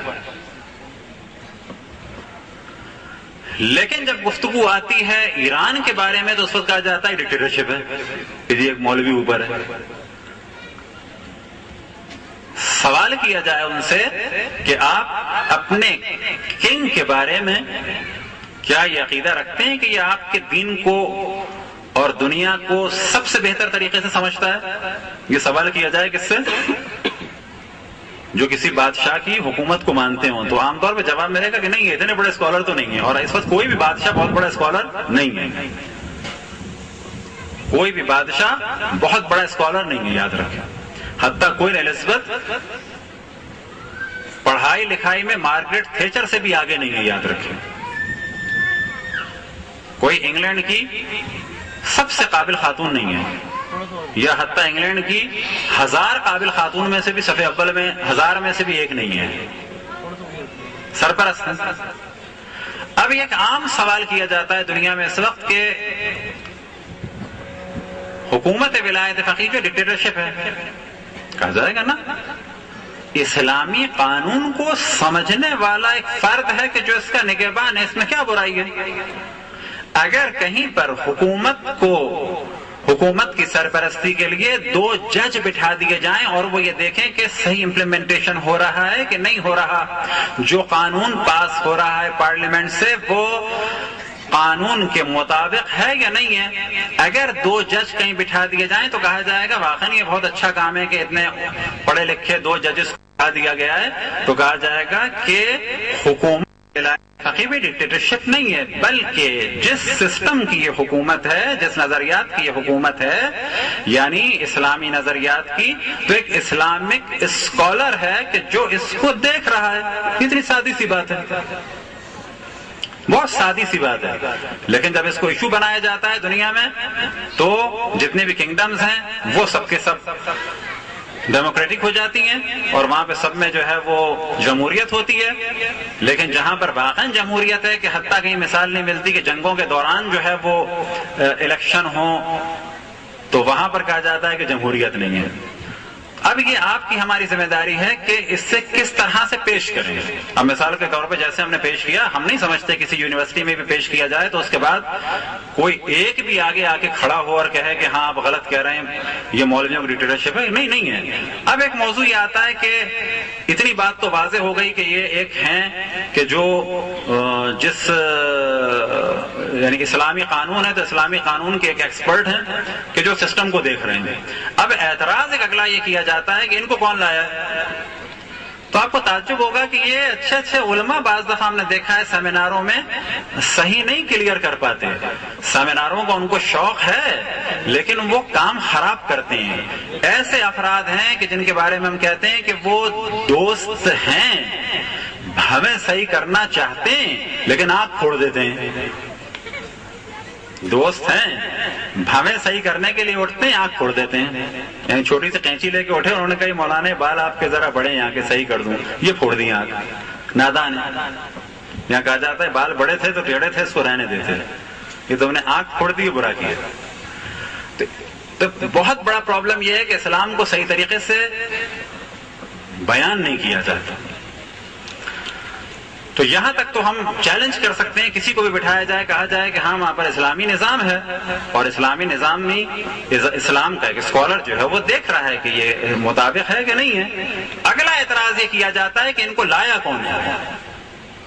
تو ہمارے یہاں بڑے آرام سے میں نے دیکھا ہے بعض علماء بڑے آرام سے کہتے تھے جی مجتہدین لے کے آئے ان کو، یہ ناقص بات ہے۔ لوگوں کے ذہن میں کیا آتا ہے کہ جی چند مراجع نے، چند مجتہدین نے ایک آدمی کو مسلط کر دیا، ایسا ہے کیا؟ تو یاد رکھیں ایسا نہیں ہے۔ یہ آپ کی اور ہماری نادانی ہے کہ صحیح طرح سے اسے ایکسپلین نہیں کر پا رہے۔ تو ایران میں جتنے بھی عہدے ہیں پارلیمنٹ سے لے کے ولی فقیہ تک، یہ کاملاً جمہوری طریقے سے۔ ایک مسئلہ کہ بعض دفعہ بعض مومنین کہتے ہیں جی اسلام میں جمہوریت نہیں ہے، تو یاد رکھیں جمہوریت کے معنی یہ ہے کہ کچھ لوگ اپنا وکیل یا ریپرزینٹیٹو بناتے ہیں کچھ لوگوں کو۔ بعض دفعہ وہ کہتے ہیں جی اسلام میں جمہوریت نہیں ہے، نص ہے۔ ہاں اگر حکم رسول اللہ کہیں پر ہے تو وہاں پر جمہوریت کی اجازت نہیں ہے، کیونکہ حکم رسول اللہ صلی اللہ علیہ وسلم کے مقابلے میں جمہوریت یا شورا ہو اسے ہم نہیں مانتے۔ لیکن آج کل اگر کسی کو چنا جائے تو کہا جائے گا کہ یہ ایک ہم نمائندگی دے رہے ہیں، وکالت دے رہے ہیں، اپنا نمائندہ بنا رہے ہیں۔ تو یاد رکھیں کہ پہلے مرحلے میں آپ کو یہ ڈیفائن کرنا ہے کہ ولایت فقی کیا چیز ہے. ایک فقی یہ دیکھے گا کہ قوانین اسلامی اعتبار سے صحیح ہیں, امپلیمنٹیشن ہو رہا ہے نہیں ہو رہا, جو قانون بن رہا ہے وہ اسلام کے مطابق ہے یا نہیں ہے, اور اس میں بھی وہ مستقل نہیں ہے, اس سے پہلے کچھ لوگ اس کو دیکھیں گے. ایسا نہیں ہے وہ کہتے ہیں اور باقی لوگ کہیں کہ نہیں ایسا تو کچھ نہیں ہے, تو وہ کہیں گے نہیں میرا دل چاہ رہا ہے کہ یہ حرام ہے تو اس کو حرام کہہ دوں نا. ایسا نہیں ہے. اعتراض یہ ہوتا ہے کہ ان کو چنا کس نے ہے. تو عام طور پہ لوگ ہمارے بڑے آرام سے کہہ دیتے ہیں, اور میں کہتا ہوں یہ بڑا ظلم کرتے ہیں, جب کلیئر نہ ہو بات تو ایسی باتیں نہ کریں. جی ان کو مجتہدین نے چنا ہے, یعنی قوم میں بیٹھے ہوئے بہت سارے مجتہدین نے بس دل چاہا ایک آدمی کو چن دیا, ایسا ہوا ہے. تو یاد رکھیں ایسا نہیں ہوا ہے. کس نے چنا ہے؟ جی خبرگان نے چنا ہے. یہاں پر بھی کلیئر نہیں ہو پاتا کہ اہل خبرہ الگ چیز ہے, مجلس خبرگان الگ چیز ہے. مجلس خبرگان کیا چیز ہے یہ آپ کو کلیئر ہو جائے تو آپ اس کو دنیا بھر کی یونیورسٹیز میں کلیئر کر سکتے ہیں. اگر یہ کلیئر نہیں ہوگا تو آپ کلیئر نہیں کر سکتے. تو پہلی چیز یاد رکھیں کہ مجلس خبرگان کیا ہے کہ چند علماء کو, اب یہ چند علماء مجتہد لیول کے, بے شک مجتہد مسلم نہ ہوں لیکن قریب بے اجتہاد ہوں کہ جو دین کو سمجھتے ہوں. کیسے چناؤ ہوتا ہے ان کا؟ تہران کے حلقے بنتے ہیں, اصفہان کے حلقے, قم کا حلقہ, شیراز کا حلقہ, آذربائیجان یہ تمام جتنے ترک علاقے ہیں وہاں کے حلقے, جتنا جنوب کا علاقہ ہے وہاں کے حلقے. جس طرح سے نیشنل اسمبلی کے لیے حلقے بنتے ہیں بالکل اسی طریقے سے حلقے بنتے ہیں خبرگان کی جو مجلس ہے, مجلس خبرگان کے انتخاب کے حلقے بنتے ہیں. لیکن ان کی تعداد پارلیمنٹ جتنی نہیں ہے, تقریباً 86 یا 87 ہے, یہ شاید 88, تھوڑا سا میں کنفیوژن ہے, اتنی ہے تعداد. مختلف حلقے بنتے ہیں. ایک عام تاثر یہ ہے کہ وہی جو بعض لوگ کہہ دیتے ہیں کہ جی علماء چنتے ہیں, یہ کلیئر کرنا ضروری ہے کون علماء اور وہ علماء کون ہیں, ان کو کون لاتا ہے. یہ یاد رکھیں کہ ولی فقیہ کو مراجع نہیں چنتے ہیں. کسی مرجع نے آج تک جو ہے وہ خبرگان میں شرکت نہیں کی ہے. اب آپ کوئی کہے گا یہ تو توہین کر رہے ہیں, توہین نہیں کر رہے. اگر آپ کو دنیا کے سامنے اس کو صحیح بیان کرنا ہے تو اس قانون کے مطابق بیان کریں جو قانون اساسی ہے. اپنے خیالات بیان نہ کریں. ہمارے بہت بڑا پرابلم ہو گیا, اپنے خیالات بیان کیے جاتے ہیں نظریات امام خمینی کے نام سے اور اسلامی انقلابی نظریات کے بیان سے. اپنے خیالات نہ بیان کریں, کتاب سے بیان کریں کہ امام خمینی کیا کہتے ہیں, ایران کا قانون اساسی کیا ہے, وہ بیان کرو. اپنے خیالات نہ بیان کرو. اب یہ مجلس خبرگان کے الیکشن ہوتے ہیں, باقاعدہ حلقے بنتے ہیں. اب اس میں اعتراض کیا جا سکتا ہے کہ جی اس میں تو پھر خالی شیعہ ہوتے ہیں. یا آپ میں سے اکثر کو شاید نہیں پتا ہوگا, مجلس خبرگان میں سیستان اور بلوچستان سے اہل سنت بھی ہیں. مجلس خبرگان میں کہ جو رہبر کا انتخاب کرتے ہیں اہل سنت ہیں. اب یہ اہل سنت کون ہے کہ سیستان بلوچستان سے اور اس طریقے سے کردستان سے بعض اہل سنت کے مفتیوں کا انتخاب کیا گیا ہے کہ ان میں سے بعض مجلس خبرگان میں آ سکتے ہیں. اب آپ کو تعجب ہوگا کہ اس وقت مجلس خبرگان میں ایران میں سیستان اور بلوچستان کے جو نمائندے ہیں وہ کراچی میں کورنگی کے مدرسے جامع العلوم یعنی مفتی تقی عثمانی کے شاگرد ہیں. ابھی آپ بتائیں دنیا کو, خبرگان میں مفتی تقی عثمانی کے شاگرد کو جگہ دی ہے. کون کہتا ہے کہ جمہوریت نہیں ہے؟ کردستان میں ماموسا ایک مار دیے گئے, وہاں عالم دین کو مولانا جیسے ہم کہتے ہیں ماموسا, وہاں پہ اہل سنت علماء ہیں کردستان کے. تو بہت ساری جگہ پرابلم یہ ہے کہ لوگ صحیح طریقے سے پبلک کو کلیئر ہی نہیں کر پاتے. اب آپ تصور کریں کہ ایسے آپ بتائیں کہ جی ایران کے جتنے عہدے ہیں آپ آ کے ہم سے بحث کریں, اس میں مکمل ایک ڈیموکریسی ہے, حقوق دیے گئے ہیں, آگے بحث کریں آپ. لیکن جب آپ سیمینار میں کہتے ہیں جی یہ علماء اور مراجع نے چنا ہے تو در حقیقت آپ نے اس پہ ایک گرد ڈال دی, چھپا دیا, قانون کو چھپا دیا, اور جو اس میں ایک جمہوری جلوہ تھا اس کو چھپا دیا. جبکہ کیا ہے خبرگان, یاد رکھیں حلقے بنتے ہیں, افراد کو چنا جاتا ہے. خبرگان میں شیعہ بھی ہیں, خبرگان میں سنی بھی ہیں. اہل خبرہ جو توضیح المسائل میں موضوع آتا ہے کہ جو مجتہد کو پرکھنے والے، وہ بالکل الگ موضوع ہے. مجلس خبرگان بالکل الگ موضوع ہے. تو بہت ساری جگہ ہم نے پرابلم یہ دیکھا کہ جب چیزیں کلیئر بیان نہیں ہوتی تو لوگوں کے ذہن میں کنفیوژنز آتے ہیں. ہم اتفاق سے جس موضوع کو بھی دیکھتے ہیں تو بہت زیادہ کوشش کرتے ہیں کہ اس کو یہودی کیسے سمجھ رہا ہوگا. میں تو اس کو کر رہا ہوں بیان، یہودی اس کو کیا سمجھ رہا ہوگا، عیسائی سے کیا سمجھ رہا ہوگا، ہندو سے کس زاویے سے دیکھ رہا ہوگا. تو بہت جگہ ہمیں پرابلم ہوتا ہے کہ اس کو کیسے کلیئر کیا جائے، کس کو کیسے کلیئر کیا جائے اگر مختلف ادیان اور مذاہب کے لوگ بیٹھے ہیں. تو یہ دیکھنا پڑتا ہے کہاں بات ہو رہی ہے، کیسے بات ہو رہی ہے. اس کے بعد بھی بعض جگہ پرابلم ہو جاتا ہے. کچھ ہمارے دوست احباب ہیں اس وقت یورپ وغیرہ کی یونیورسٹیز میں ہیں، اسلام پڑھاتے ہیں، تو بعض ہم ڈسکس کرتے ہیں کہ اس بات کو کیسے سمجھتے ہیں وہاں کے یورپین. تو پتہ چلتا ہے کہ ہم کچھ کہہ رہے ہیں، وہ کچھ سمجھ رہے ہیں. بالکل ایسے ہی جیسے کہ ہم خانہ کعبہ کی جانب سجدہ کر رہے ہیں. ہندو کیا سمجھ رہے ہیں کہ ہم اس کو پوج رہے ہیں. جاہل مسلمان کیا سمجھ رہا ہے کہ ہم اس کو پوج رہے ہیں. بس سب سے اہم چیز ہے صحیح طریقے سے اصول اور فروع کو جانیں. احکام کے اسباب کو جاننا واجب نہیں ہے، لیکن تھوڑی حد تک جان لیں کوئی حرج نہیں ہے. یہ 3 موضوعات بیان ہوئے. کافی آپ کا وقت لیا. خداوند تبارک و تعالیٰ سے دعا ہے کہ بحق محمد وآل محمد ہمیں اپنے رسول اپنی حجتوں خصوصاً امام زمان علیہ الصلوۃ والسلام کی معرفت اور اطاعت کی توفیق عطا فرمائے. اگر کوئی سوالات ہیں اور ہمیں ان کا جواب ہمارے لیے جواب دینا ممکن ہوا تو انشاءاللہ دے دیں گے. صلوات پڑھیں پر محمد و آل محمد.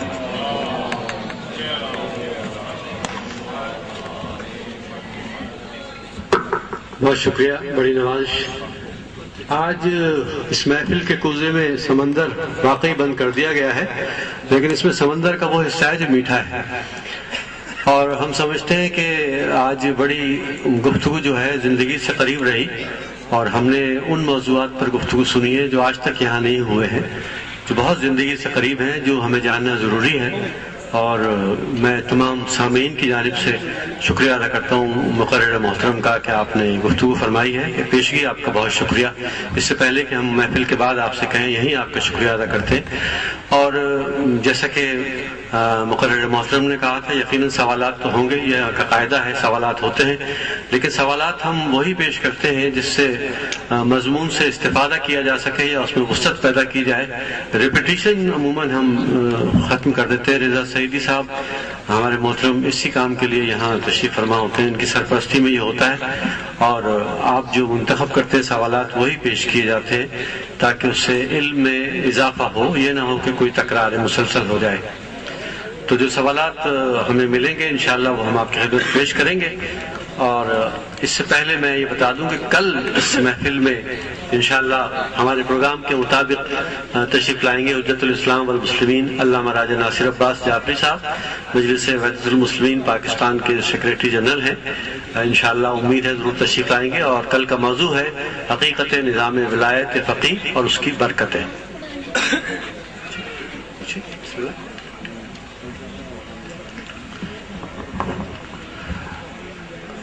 آج سب ایک سوال ہے.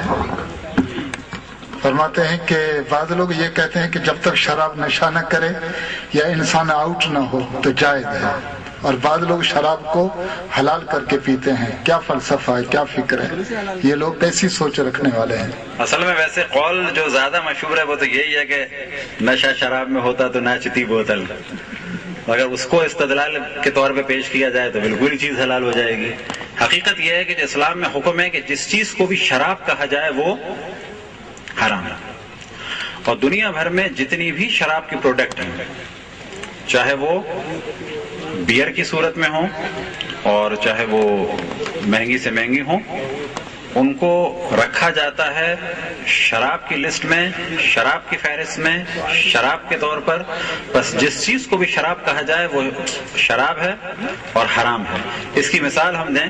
ایک دفعہ ایک ہمارے استاد آیت اللہ العظمی برجردی کے نواسے حضرت آیت اللہ علوی، ان سے ہم نے ایک سوال کیا. البتہ اس سوال کے پیچھے مذاق تھا پوشیدہ، سوال بھی تھا مذاق بھی تھا. تو وہ ہم نے ایسی مقدمہ چینی کی کہ ہم نے کہا کہ ایک ہوتی ہے کیٹ، ایک ہوتی ہے کیٹ فیملی، ایک ہوتا ہے ڈاگ، ایک ہوتی ہے ڈاگ فیملی. ایک ہے لیزرڈ اور ایک ہے لیزرڈ فیملی، چھپکلی کے خاندان جیسے مگرمچھ. تو پہلے تو ہم نے ان کو اس طرح سے ذرا سا، یہ مذاق چل رہا تھا، پھنسانا چاہا کہ ان کو ذرا سا گھما دیں، وادیوں میں لے جائیں. میں نے کہا دیکھیں کتا الگ چیز ہے، کتے فیملی کا بھیڑیا اور لومڑی اور گیدڑ اور لگڑ بھگا اور یہ سارے چیزیں یہ ہیں. تو پھر میں نے کہا اور مذاق تھا اس میں نے کہا یہ جو آپ لوگ دینی لوگ، ملا لوگ کتے کو حرام نجس کہتے ہیں، یہ خوبصورت پاکٹ ڈاگ کیا واقعا نجس ہو سکتے ہیں اتنے خوبصورت؟ یہ ایک چھیڑ چھاڑ والا مذاق تھا، سوال تھا. تو وہ ہنسنے لگے، کہنے لگے سوال تو بہت اچھا ہے، اس کا جواب بہت سادہ ہے کہ اگر اس کو ڈاگ کہتے ہیں تو نجس ہے صح، لہذا ڈاگ کی جتنی بھی اقسام ہیں نجس ہیں. ہاں اگر اس کو کہتے کوئی الگ جانور، جیسے لومڑی کو الگ کہتے ہیں، الگ جانور کہتے ہیں، بھیڑیے کو الگ جانور کہتے ہیں، تو پھر جو بھیڑیا الگ ہے وہ ڈاگ نہیں ہے، ڈاگ فیملی ہے. تو یہ ذہن میں رکھے جو بھی شراب ہے، چاہے نشہ آئے یا نہ آئے، چاہے کم سے آئے چاہے زیادہ سے آئے، وہ حرام ہے اور نجس ہے. یہ ایک دوسرا سوال ہے. البتہ ایک سوال اور بیان کر دیں، یہ بڑا موضوع اٹھتا ہے پرفیوم کے بارے میں، الکوہلک اور نان الکوہلک، الکوہلک اور نان الکوہلک کے بارے میں. تو یاد رکھیں کہ الکوہل دو معنی میں ہے. ایک تو الکوہل کہا جاتا ہے شراب کو، لیکن پرفیوم میں جو الکوہل ڈلتا ہے وہ ہے الکوہل صنعتی یعنی انڈسٹریل الکوہل، میتھائل اور ایتھائل. میتھائل اور ایتھائل کا استعمال یعنی اگر اس کو پیا جائے تو یا نشے کی وجہ سے یا موت کی وجہ سے وہ حرام ہے، لیکن اگر اس کو لگایا جائے تو وہ پاک ہے. بس پرفیوم چاہے وہ عطر ہو دربار کا اور مشک اور عنبر کا اور حجر اسود کا، اور چاہے وہ کوئی قیمتی سے قیمتی پرفیوم ہے، اگر اس میں الکوہل ڈلی ہوئی ہے انڈسٹریل الکوہل تو وہ پاک ہے. کسی بھی پرفیوم میں شراب نہیں ڈلتی ہے، وہ والی الکوہل ہے. بعض دفعہ مومنین اس کے آگے بھی بحث کرتے ہیں تو ہم کہتے ہیں کہ اگر آپ مطمئن نہیں ہوئے ہیں تو جتنی بھی آپ کی مہنگی والے پرفیومز ہیں وہ ہمیں دے دیں، ہم تو گناہگار ہیں، لگا لیں گے. آپ کو ہم وہ عطر دربار اور مشک و عنبر دے دیں گے. صلوات پڑھیں پر محمد والے میں. ادویات میں اگر الکوہل ہے یہی والی، شراب نہیں ہوتی اس میں بھی، یاد رکھیں کسی بھی دوا میں شراب نہیں ہوتی. اگر یہ والی الکوہل ہے تو اس کے بارے میں فقہ میں کہا جاتا ہے کہ اگر وہ اتنی کم مقدار میں ہے کہ مستحلق ہو گئی ہے، جیسے کہ کپ سیرپ میں، تو وہ پاک بھی ہے اور پینا بھی جائز ہے. ہومیوپیتھی کے بارے میں 90% تک ہوتی ہے، وہ بھی الکوہل وہی ہے، شراب نہیں ہے. ایک عرض کرتا چاہیں کہ جو آغا صاحب کا موضوع تھا آپ وہاں سے سوال کریں اور اسی کے مطابق. اکثر سوالات جو آ رہے ہیں آغا صاحب کے موضوع سے ہٹ کے آ رہے ہیں، لہذا کچھ سوالات ایسے ہیں کہ جو کل کے موضوع سے تعلق رکھتے ہیں، لہذا آج ان کو بیان کرنے سے قاصر ہیں، اور جو آج فلسفہ احکام و عبادات ہیں اسی کے مطابق. یہ ایک سوال ہے آغا صاحب، آپ نے کہا کہ فرماتے ہیں، ایک خاتون ہے میرے خیال میں، وہ فرماتی ہیں کہ آج کل کے گھروں میں اکثر بجلی چوری کر کے موٹر چلاتے ہیں، تو کیا ان کا غسل جنابت صحیح ہوگا یا نہیں؟ یہ پانی میں شرط ہے، یہ بجلی چرانا غلط ہے، لیکن اس سے غسل یا وضو پہ اثر نہیں پڑتا، یہ کام غلط ہے. یہ سوال ویسے اچھا تھا ان کا، لیکن یہ اس میں پرابلم نہیں ہے. یہی مسئلہ آ جاتا ہے کہ زمین غصبی ہے تو نماز نہیں ہوگی، لیکن اگر چھت غصبی ہے تو اس میں کوئی حرج نہیں ہے. سر یہ فرماتے ہیں جب ہم مسلمان یہ کہتے ہیں اللہ تعالیٰ ہر جگہ پہ ہے، تو ایک ہی قبلے کی سمت میں عبادت کرنے کا کیا فلسفہ ہے؟ وہ سمت ہے، ایک ڈائریکشن ہے، اور یہ ڈائریکشن جو ہے اگر کسی سیارے سے دیکھا جائے تو زمین کے ارد گرد دائرے نظر آئیں گے. خانہ کعبہ کے ارد گرد دائرے نظر آئیں گے. یہ دائرے اگر دیکھے جائیں تو نمازیوں کے دائرے ہوں گے، بشرط یہ کہ نمازیوں کو دیکھا جا سکے. تو بہت سارے سرکلز ہوں گے اس میں. تو یہ مسلمانوں کی ایک علامت کے طور پر ہے، اور یہ ایک بڑی اچھی چیز ہے، کیونکہ کسی بھی مذہب یا دین میں قبلے کا کانسیپٹ نہیں ہے. یہ ایک ہمارے لیے بڑی فخر کی بات ہے کہ ہمارا ایک قبلہ ہے، ایک سمت ہے. باقی جتنے بھی عیسائی، یہودی، بدھسٹ اور ہندو، کنفیوشس، جین، جتنے لوگوں کی بھی عبادت آپ دیکھیں تو کسی خاص سمت میں نہیں ہے. یہ فرماتے ہیں عبادت تو کرتے ہیں مگر گناہ بھی ہو جاتے ہیں، تو اب ہماری عبادت کی حقیقت کیا ہوگی؟ عبادت کے بعد اگر گناہ ہو جائیں تو عبادت کرتے رہیں. بزرگان یہ فرماتے ہیں کہ گناہ ہو جائیں تو استغفار کریں، اور گناہوں سے بچنا در حقیقت ایک مشق مانگتا ہے، یعنی پریکٹس چاہیے اس کے لیے. اور پریکٹس اس صورت میں ہوتی ہے کہ اپ اینڈ ڈاؤنس رہیں گے, گراف اوپر نیچے جائے گا. ہماری کوشش یہ ہونی چاہیے کہ اب اوپر سے اوپر ہی جائیں, لیکن اگر کبھی گراف نیچے آ جائے تو فوراً توبہ کے ذریعے سے اوپر لے جائیں, لیکن توبہ کو بھی کھیل نہ بنائیں. تو کبھی کبھی گناہ ہو جاتے ہیں, شیطان یہ بہکاتا ہے کہ بھائی تم سے تو گناہ ہو گئے, اب اللہ کی عبادت تم کیا کر سکو گے. تو یہ ایک نا امیدی ہے اور یہ خود ایک شیطانی حربہ ہے اللہ کی بندگی سے روکنے کے لیے. تو جیسے ہی گناہ ہو تو فوراً توبہ کی جائے, استغفار کی جائے اور ترک کرنے کا ارادہ کیا جائے. انجینئر حسین موسوی صاحب سے کہ اجرک کا تحفہ مقرر محترم کی خدمت میں پیش فرمائیں.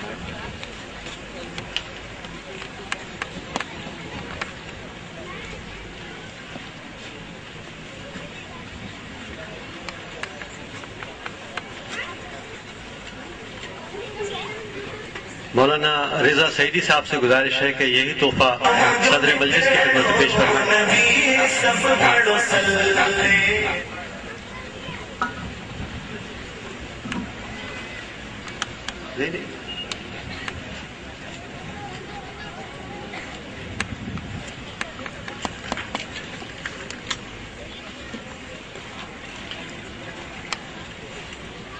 شکریہ بہت بہت. اور اب اس مجلس کے صدر محترم جناب میر شاہ محمد خان تالپور صاحب سے گزارش ہے کہ اپنے خیالات کا اظہار فرمائیں. صلوات بر محمد و آل محمد. اللہم صلی علی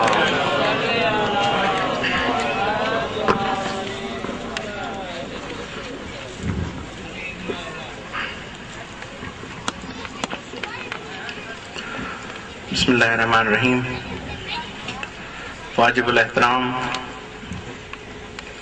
جناب آقا حیدر علی جوادی صاحب, جناب حجت الاسلام والمسلمین سید شہریار رضا عابدی صاحب, معزز علماء اور طلباء اور ہمارے دوست عرفانی صاحب پیچھے بیٹھے ہوئے ہیں, ان کی خدمت میں میرا سلام.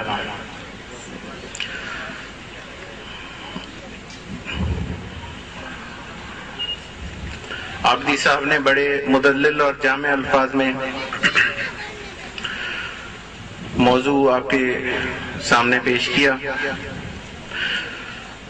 اس قسم کی معلومات سے بھرپور محفلیں ہونی چاہیے, نہ صرف ماہ رمضان میں, ماہ محرم, سفر, ربیع الاول, بلکہ پورا سال ہونی چاہیے تاکہ ہم ان سے مستفید ہو سکیں.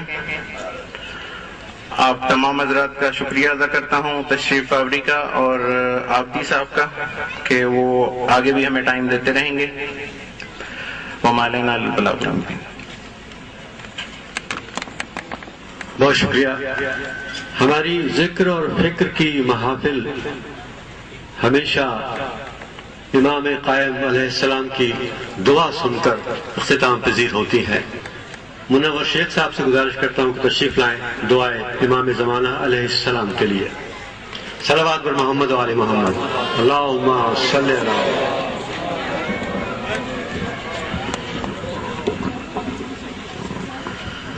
اللهم صل على محمد وآل محمد.